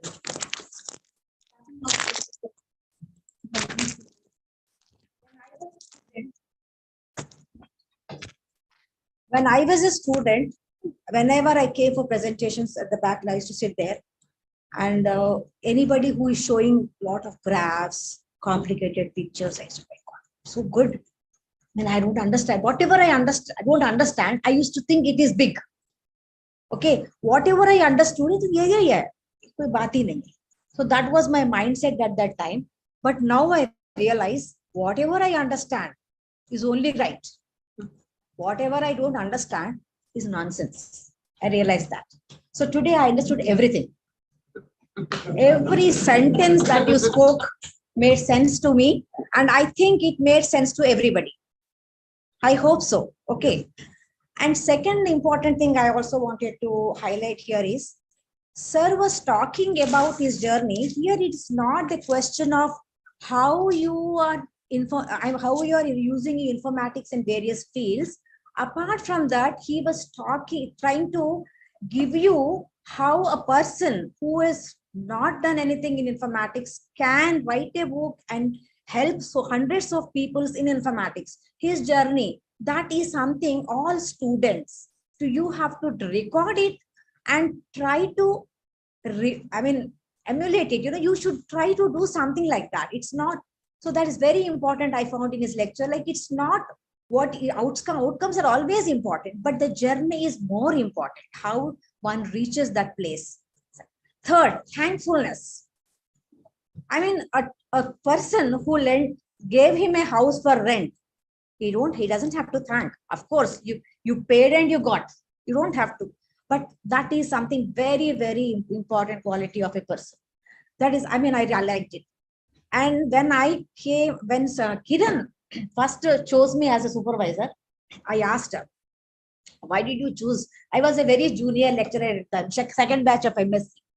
Then, I asked her, "Why did you choose me as a supervisor? There are professors and all."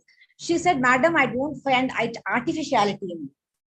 This was the answer he gave. And same, I didn't find any artificiality in you. And there is nothing like, saying ki, you are also talking about what you are doing. And there I found a lot of genuinity. There is nothing, like false things. I felt that way. There is a lot of genuinity in your talk. And we'll come to question answer session later on, because I'm too excited. I would like to say some more things. Yesterday, we had a court meeting, and our vice chancellor, you find the same quality of genuinity. When whatever he speaks from his heart. He was talking. I was so impressed. He was giving the statistics of social sciences and general sciences. And then he says Scopus Index General mein, most of the papers are from science, general science, and not from social science. And when we see the statistics of the PhDs produced in Delhi University, maximum in social sciences. There is no match between the applicability and the degrees. So he said this has to be corrected. So either the Scopus people, he's not saying social people are not working well. No, that is not the question. He said that could be the one reason. Second is Scopus people are assessing in a different way where social people are not fitting into it. So this also could be. So you have to represent key to do some other, to add some other things where social people also can be included. So that is very important. So social research, here you are talking about participant observation, you're talking about focus group discussions, which are major part of our fieldwork methodologies. And we all are, you don't believe, if anybody, any doctor I go, when I tell them that we collect blood samples from normal people, they are surprised. How can a normal person give?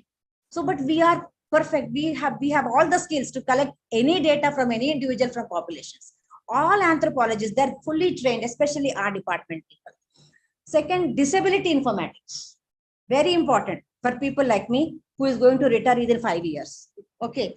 So I think I'll get back to you for this disability informatics. And then few years back in our some meeting like this, somebody like, I was a student at that time. So I never used to think these talks are important, but you should not think like that. So some professor, somebody was saying we should also work on the application of academic research. We don't do, we just produce PhDs and we just finish, we get our degree and look for a job. Once you get a job, you're happy. So they said application value. And one of the senior, I mean, I'm very fond of the senior professor. His answer was, we are academic institutions.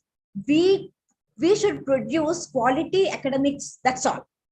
After that, unki takdir. That is what maybe 10 or 15 years back, the mindset was. We just have to impart knowledge to students, and it depends on their potential, how to use their knowledge for their benefit.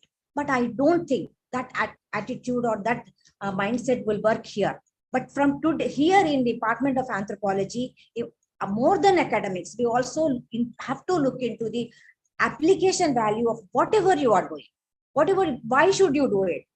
Sir was saying, whatever you are talking, whenever you do something, first time somebody comes to our department, we are not asking him anything. He wants to give us something. So we don't know what even to take from him. That is the state of ignorance we are in. We know his biodata, we know what he's doing, and our students are working with them. We never bothered what we can get from him. Only one talk, and we forget.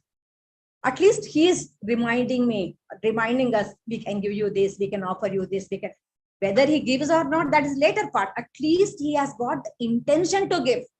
So let us be on a good receptive mode. We have to be on a receptive mode. Then so many types of informatics. We also have so many types of anthropology. So it is also, he is doing multidisciplinary, we are also doing multidisciplinary. And then he's talking about behavior. To improve somebody's health, behavior aspects have to be changed.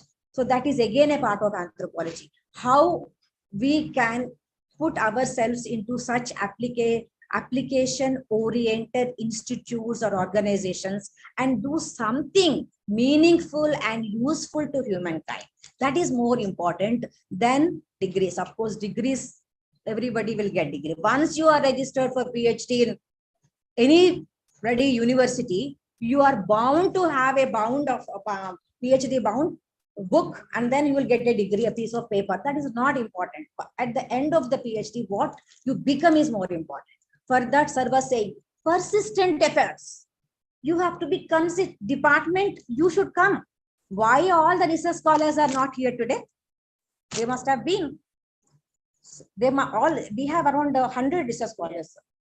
So 50% are here, the others are not there, which is very unfortunate. So what I mean to say is, if you have to achieve in life something, you have to do a bit of sacrifices. The first sacrifice is coming to department regularly. There's only sacrifice you have to make to come to department regularly. After that, anything you will get. So with this, I will stop here. And if anybody has to ask anything, comment anything, please go ahead. Online or offline?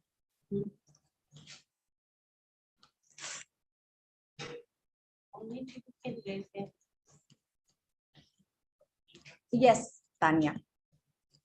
I was wondering if you are also have used or planning to use knowledge of indigenous pets.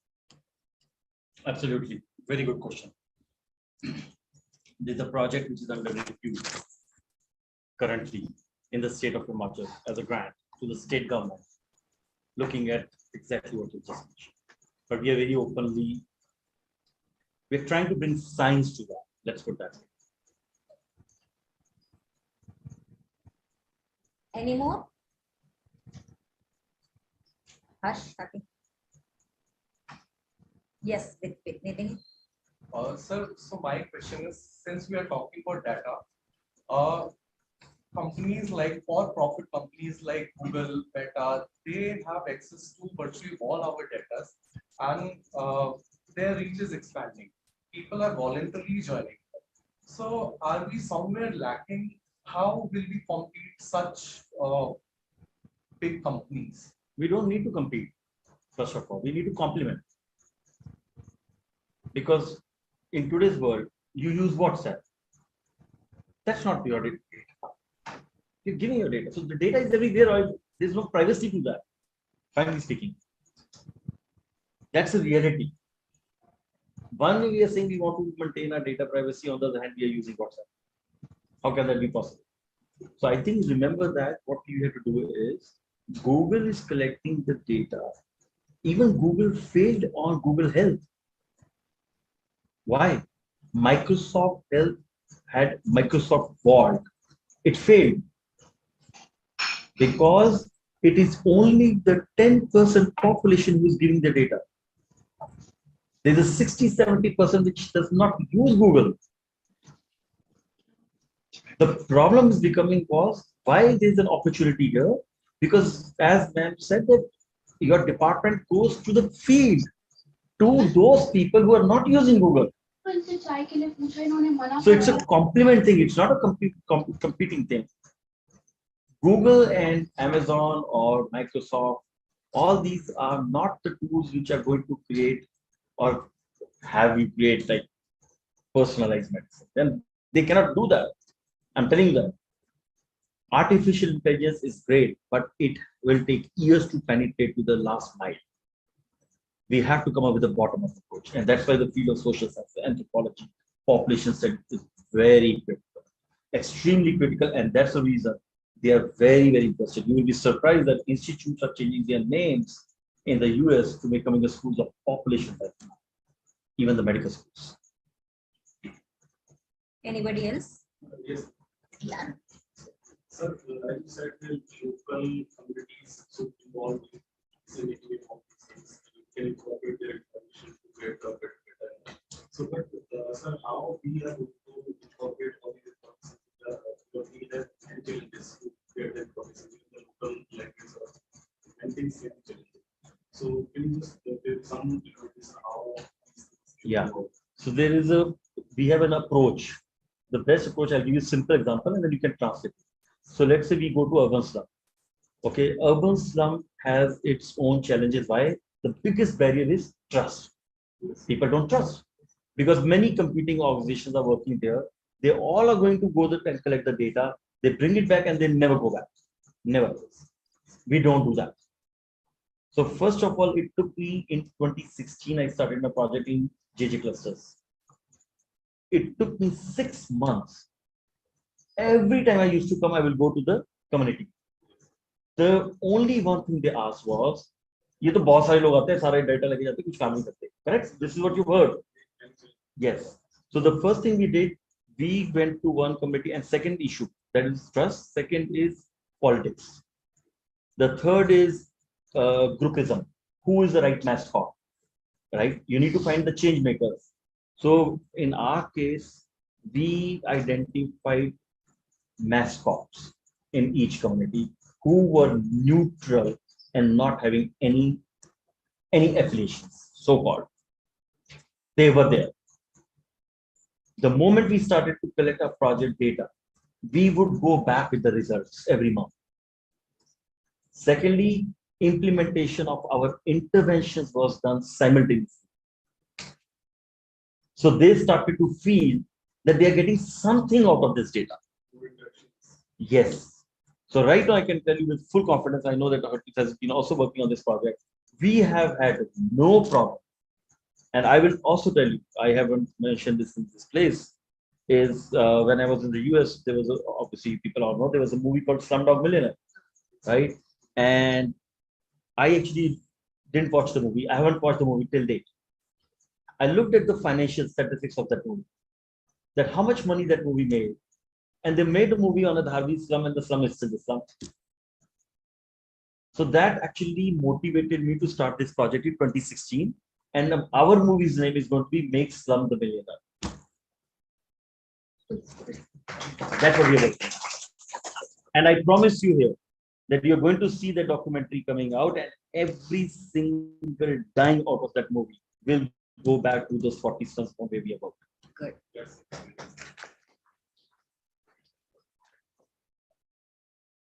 Anybody else? Yes. So now I'm in parallel and overlap in evidence-based research. What as a way forward do you anticipate that there would be a time for the policy change, policy level change through informatics? Yeah.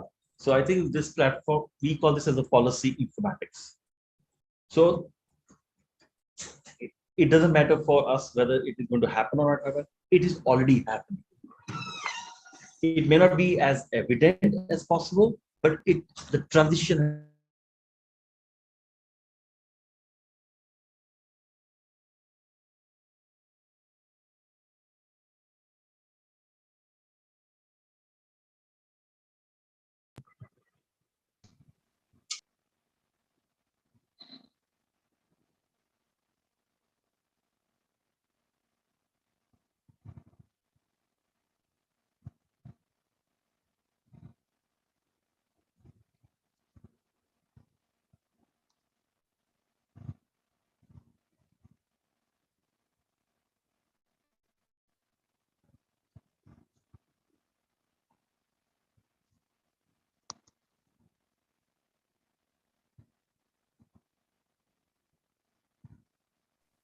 People are going with only some lens of the data to them, not with the ecosystem. So I don't even for the slightest of the fact doubt that informatics is going to be the solution for policy. But over time, when we realize that we're still struggling with 100% among children or the newborns or the women, pregnant women. So how do we kind of informatics is still underutilized in our nation? Yes. And information is still underutilized. Yeah. So how do we kind of create more success stories, create more case studies, publish what results show, go to the open forum. Don't get shy from not taking. I am not shy to come here and give a talk. I'm not. I go to every single platform which invites me, and I'm never worried. And see my work. I gave an online talk. You called me second time. So that's called diffusion of innovation. So I'm using the principles of diffusion of innovation. Yes, Kate. Yeah. Sir, good morning. Good afternoon, sir. Good afternoon. How are Kalla, you? sir, good afternoon. Well, I was into this lecture, a very interesting lecture, and I think over the last few years, it is one of the most, encouraging lectures for the youngsters who are listening to this. Very good points brought out. There was one suggestion by you, sir, that the WhatsApp chat group may circulate the what to be taken, the dietary sort of a plate.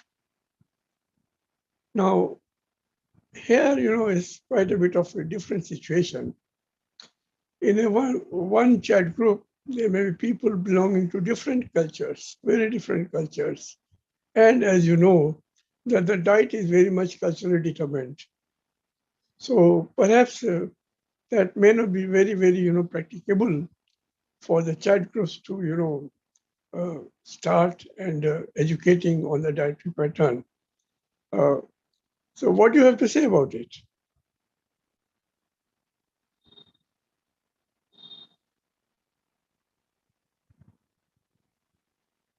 Hello? Sir, Hello? Hello? Hello?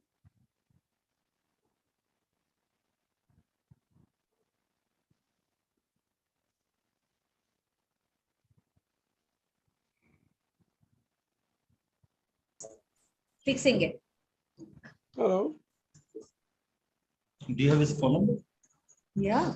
So you can call and put him on a speaker. Sir, I'm calling you, sir. You please talk. Do you have your phone with you, sir? Yes? You just call. Yeah. I'm just calling you, sir. Okay. No. Let him call.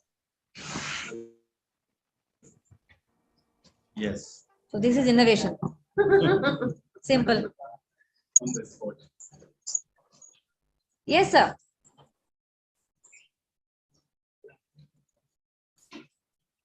ये तो You have to put on speaker. Speaker लगा है. Hello sir. Yes sir, बताइए sir. Now you speak, sir, please.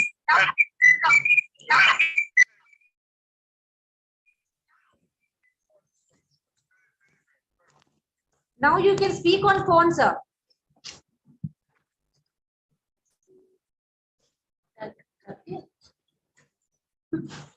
Hello, sir. Now you can speak, sir. Speak on phone. He has to move him. Yes, sir.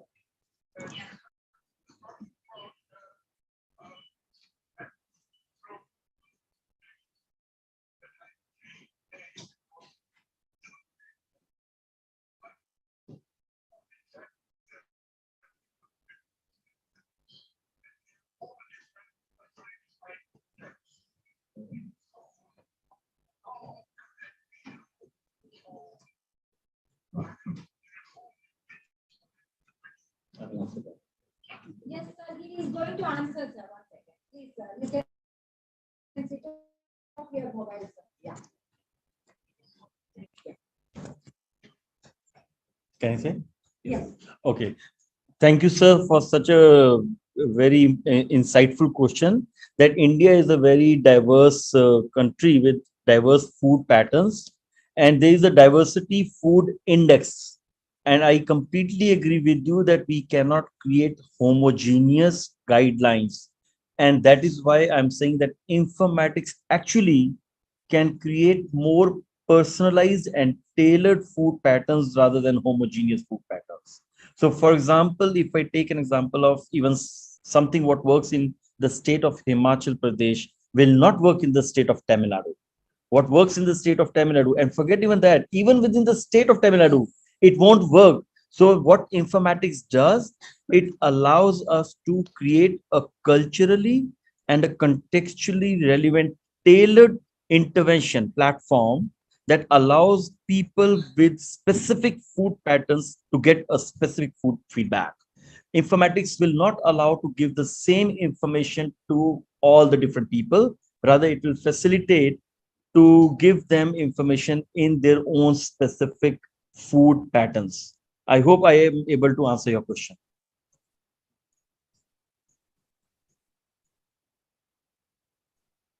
Sir, you can nod your head.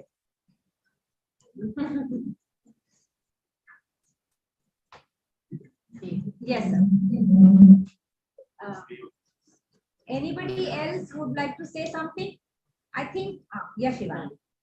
Sir, I don't have any question. I think the lecture was brilliant. It was very, very informative. And sometimes for students, And even for like teachers, all we need is inspiration.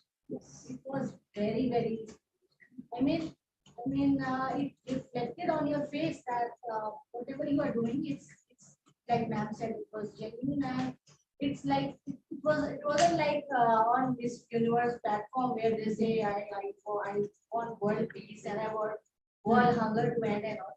So your endeavor and effort was truly reflecting on your face, and we all need some happiness and inspiration in our life. And I think your lecture inspired, and your journey it's inspired, and definitely all these students, those who didn't ask any question, they will go back and they will think about whatever they have listened, and you will get tremendous output of that. Sometimes because immediately students they shy away, they don't ask questions. They lot of things might be going into their minds.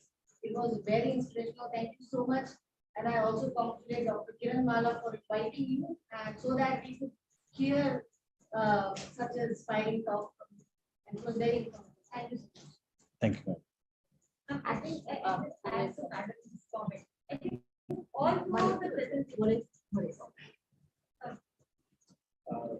I only have words of appreciation that thank you for what presentation you have just done. Sir, along with Dr. Bunny, I would also like to say that you are doing a wonderful, excellent work. And especially we need to, as an anthropologist, there are so many things we need to learn from the kind of work that you're doing. And one thing I'm particularly thankful is that we have students with us. Some of them want population studies, population health, or nutritional health, nutrition studies, and so on. So if we want to work the way you work, we have the assurance that we can set up schools for training, and we can also capacitate them in the way you want it. And so that over here we can put a flavor of anthropology, and then we can come up with a wonderful work. So thank you for that. Absolutely, there's no doubt on that. That you can just take my commitment that even before we move further, me and Dr. Kiranmala and we actually wrote the first grant together to ICMR.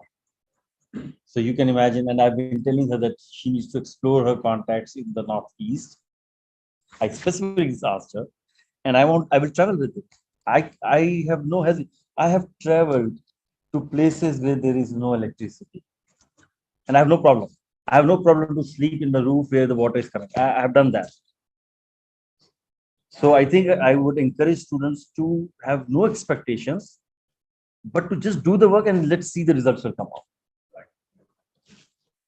They can come and have the basic training from your institute, complex laws, and then along with our methodology, and then you state can combine and you can bring up a wonderful work for the MA.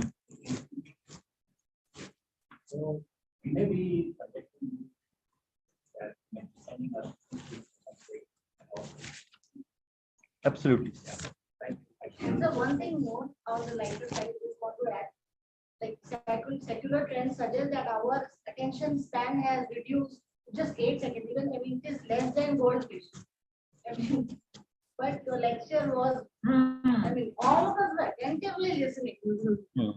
We did not miss a sentence also. Our mind did not waver here. It was very, very focused and attention grabbing.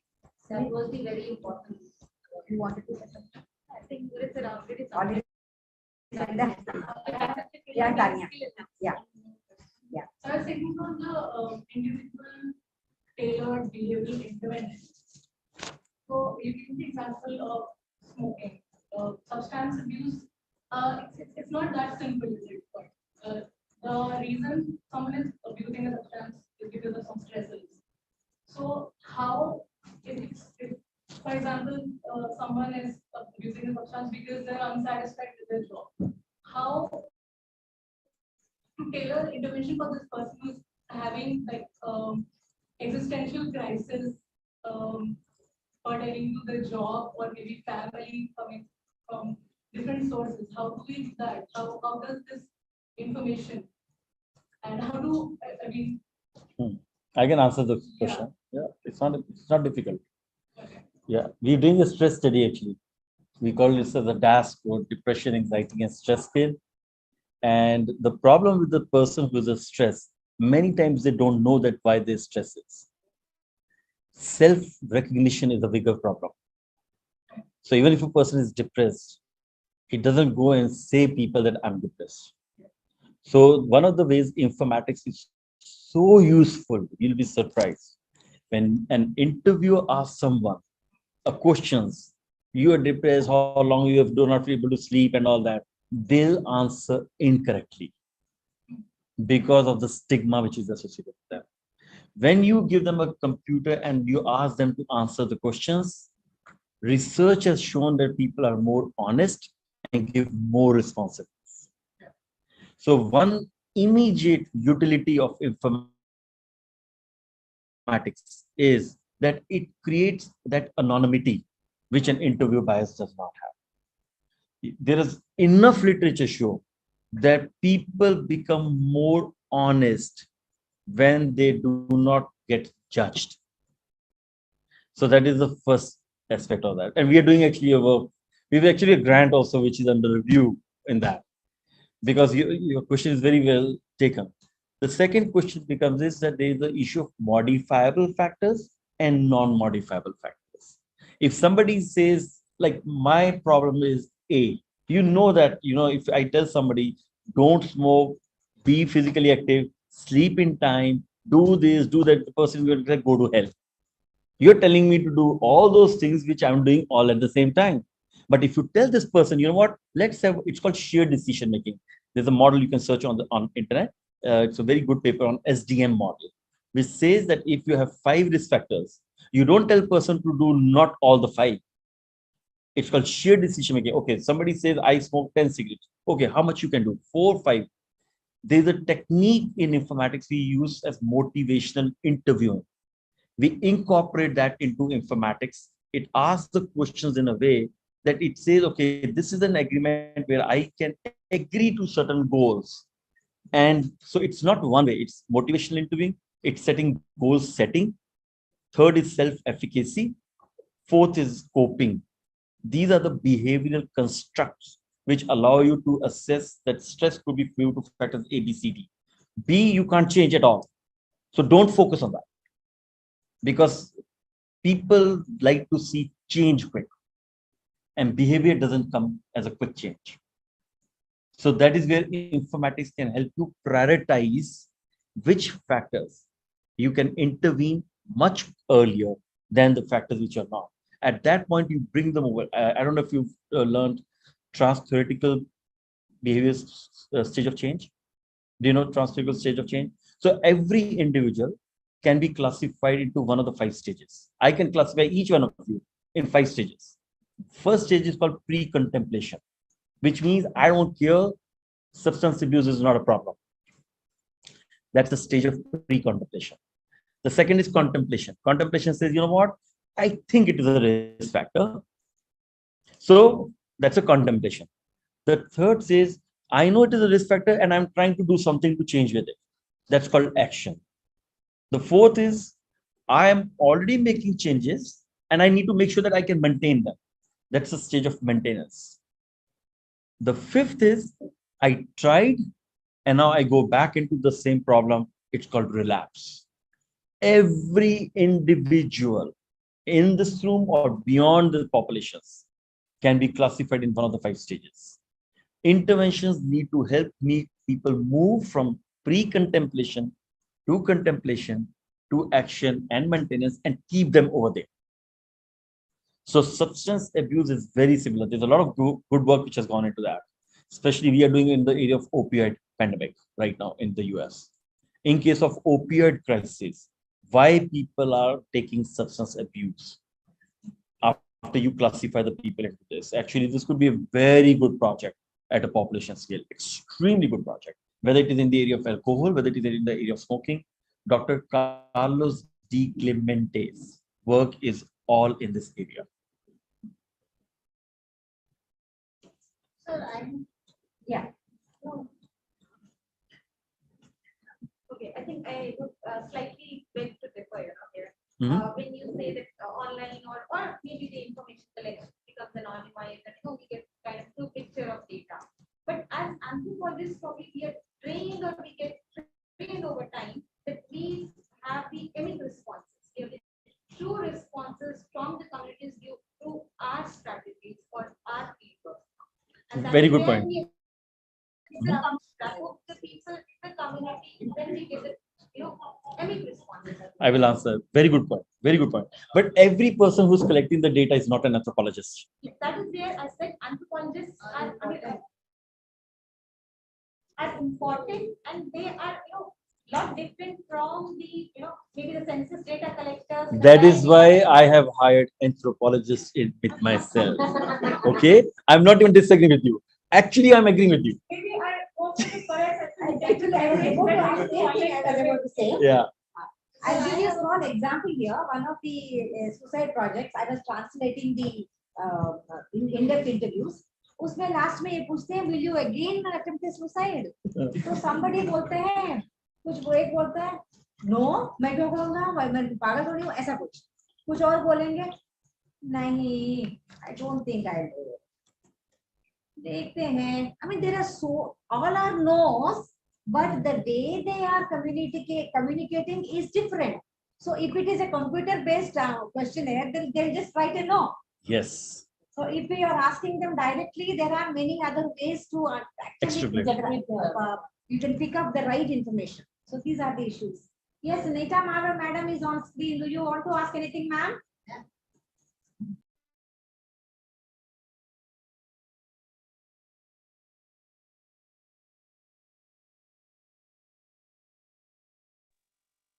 Yeah, thank you. Thank you very much, Dr. Joshi, for a wonderful presentation. And thank you, Dr. Saraswathy. Thank you, Dr. Saraswathy, for your permission to talk. Thank you. And thank you very much for this wonderful presentation, Dr. Joshi.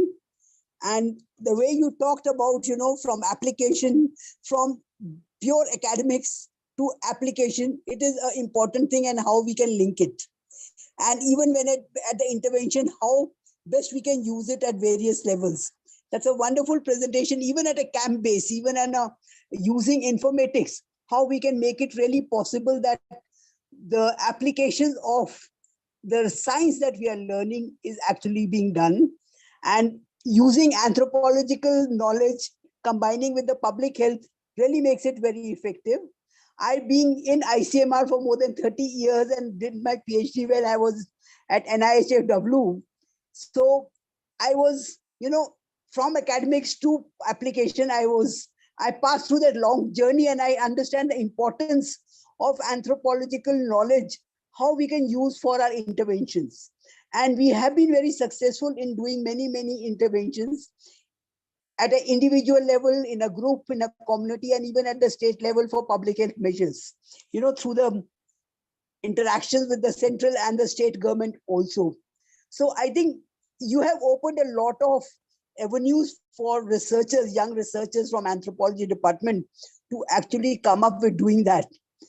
An important issue you also talked about is how to look at ethical issues, because I think eventually ethics comes up in a very big way when it comes to public health, and we have to really take care of it at all levels. And especially in the public health, because it is a very private matter, how are we going to talk about this intervention? How we make sure that we do it? So I would like you to talk a little bit about on the ethical issues. And because, I come from ICMR, so we are really trained into doing that. But how we can make people more sensitive to that? Like you talked about anonymizing, it's a very important part. Confidentiality, because having worked in the field of HIV and AIDS and dealing with very sensitive issues, that's very, very important. So would you like to talk a little bit, even I think when it comes to food and nutrition, all these becomes very important. Yeah.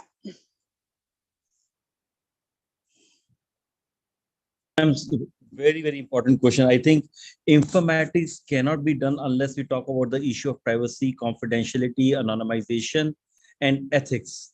But I'll just highlight a couple of things. Uh, there are several ways from collection of data to storage of data to retrieval of data and to processing of that data. And I'll give you one example specifically. There is a Privacy Act, not from the government side, because every government is now working on the Privacy Act, which is more at a policy level. But at a community level, I can tell you that what we specifically are doing, every single data which is gathered as an anonymous way, which means we do not store the information that it can be, even if it is, for example, encryption is a very important element what we're using. The second is called first key, or you can call as a first and the second key, which means, let's say I'm capturing the name of a person, the number name may not be available directly in the form as if it's Ashish Joshi. It is stored as a jumbo mumbo of numbers. When you download the numbers, and even if the data gets hacked somewhere, which people are there, it has no meaning. So encryption is an important element. We don't want people to learn like technicality of the encryption, but they should know that when they're collecting the data on an informatics site, then encryption is something that they should institutionalize. The second aspect, which is very important, is how do you collect consent of collecting the data? Now, literacy is a very big issue. I know that ICIM has issued a guidelines, and people should at least know that if they are submitting the IRB and if they are collecting the data among people who are vulnerable to health literacy issues, their consent needs to be recorded.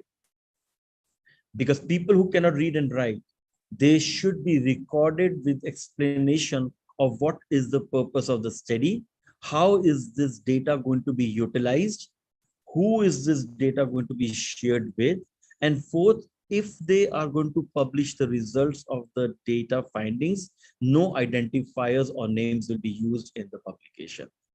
I think the issue of consent, the issue of data encryption, the issue of data sharing, and I know that in ICMR itself, actually right now, a data sharing management policy is being worked on, which I think in the area of health services research.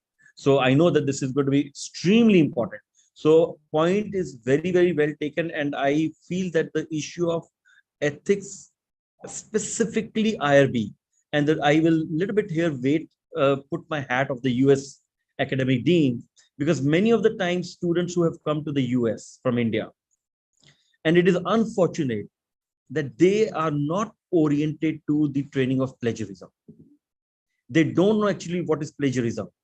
The second area, which is very important in informatics, is internet-based information, which is plagiarism. No one knows here that there is a concept of data dredging. It is happening on a day-to-day basis. So we need to orient people to data dredging and what is internet plagiarism. Otherwise, what is happening when you're writing, you're just copying from the Google and you're putting that into your write-up notes. And obviously people have become so now important, like they have these tools, they download this thing and it's not intentional. So I fully agree with you that at least in the PhD program in population health informatics, what we have a special modules where we have issues related to ethics. Secondly, at least in my organization, every single employee is GCP certified. What are good clinical practices? Every single one of them, even if he or she is a field worker. I think institutionalizing that would be an absolutely, I think students here, especially the research scholars, should be given training on the area of institutional review board. They should be given the training on ethics. They should be told about what goes in a consent form, how to take informed consent, and more importantly, how to collect and store the data. I hope I have answered your question, but I try to give you a very broad perspective on how this curriculum needs to be shaped up. This is all what we teach to every single intern who comes to us. Thank you, sir. Thank you, ma'am. Actually, in this, I thought most of them must have left because it's almost how many hours now? close to us. I have one query. One second. Professors from Kolkata, they were attending. Professors from Chandigarh, they were attending. Tusalwar madam was online and Arun Bandyopadhyay was also there. They would have asked some questions, but because it got delayed, they must have left. Yeah, Shivani, you can. Shivani. Sir, I just have a small query that lastly, you consider collecting data from Fitbits while measuring fitness, Fitbits to ban of Yeah, so there is the two issues. Yes, answer is yes. The question is what we need to be cautious about is the accuracy of the data, because a lot of time Fitbits have shown about 10 to 18% of margin of error. and we don't know which device. Yes. No. There are papers which will tell you on the accuracy of the devices, but they will also tell you about the pros and cons of each of the devices. But that is where technology is getting advanced. The new means of data collection are going to be through wearable sensors.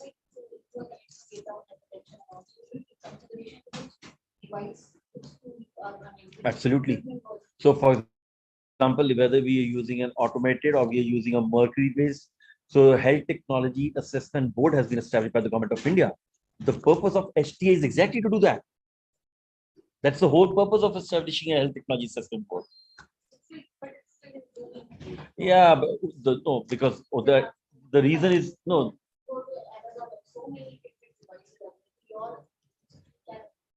No, we will be able to tell you what are the factors to take into consideration when you have to pick which device. Yes. Yes. Even the apps.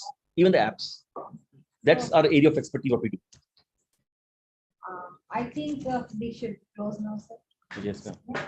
It was a wonderful lecture and we all enjoyed it. It was more interactive. I don't think recently we have not seen such an interactive talk anyway these days. It was very interactive and I thoroughly enjoyed it and I expect from everybody. Anyway, everything has to end. Even this has to end. So maybe he will be here with us again, sir. We are booking right now for a pre-congress. We are going to have anthropological pre-congress in 2023, January. The dates would be around 9th to 9th, 10th, 12th, 9th, 10th, 11th, something like that. Around 10th and 11th, 3 days pre-conference. They are expecting international speakers and you will be one among them. So I've already told you, sir. Unless it is cancelled for some corona reason, that is okay, but otherwise it is there. Okay, so this is what it is. So can you close it? Yes. Again. Thank you very much. So all the people, thank you very much for being here and encouraging us. And I hope you also enjoy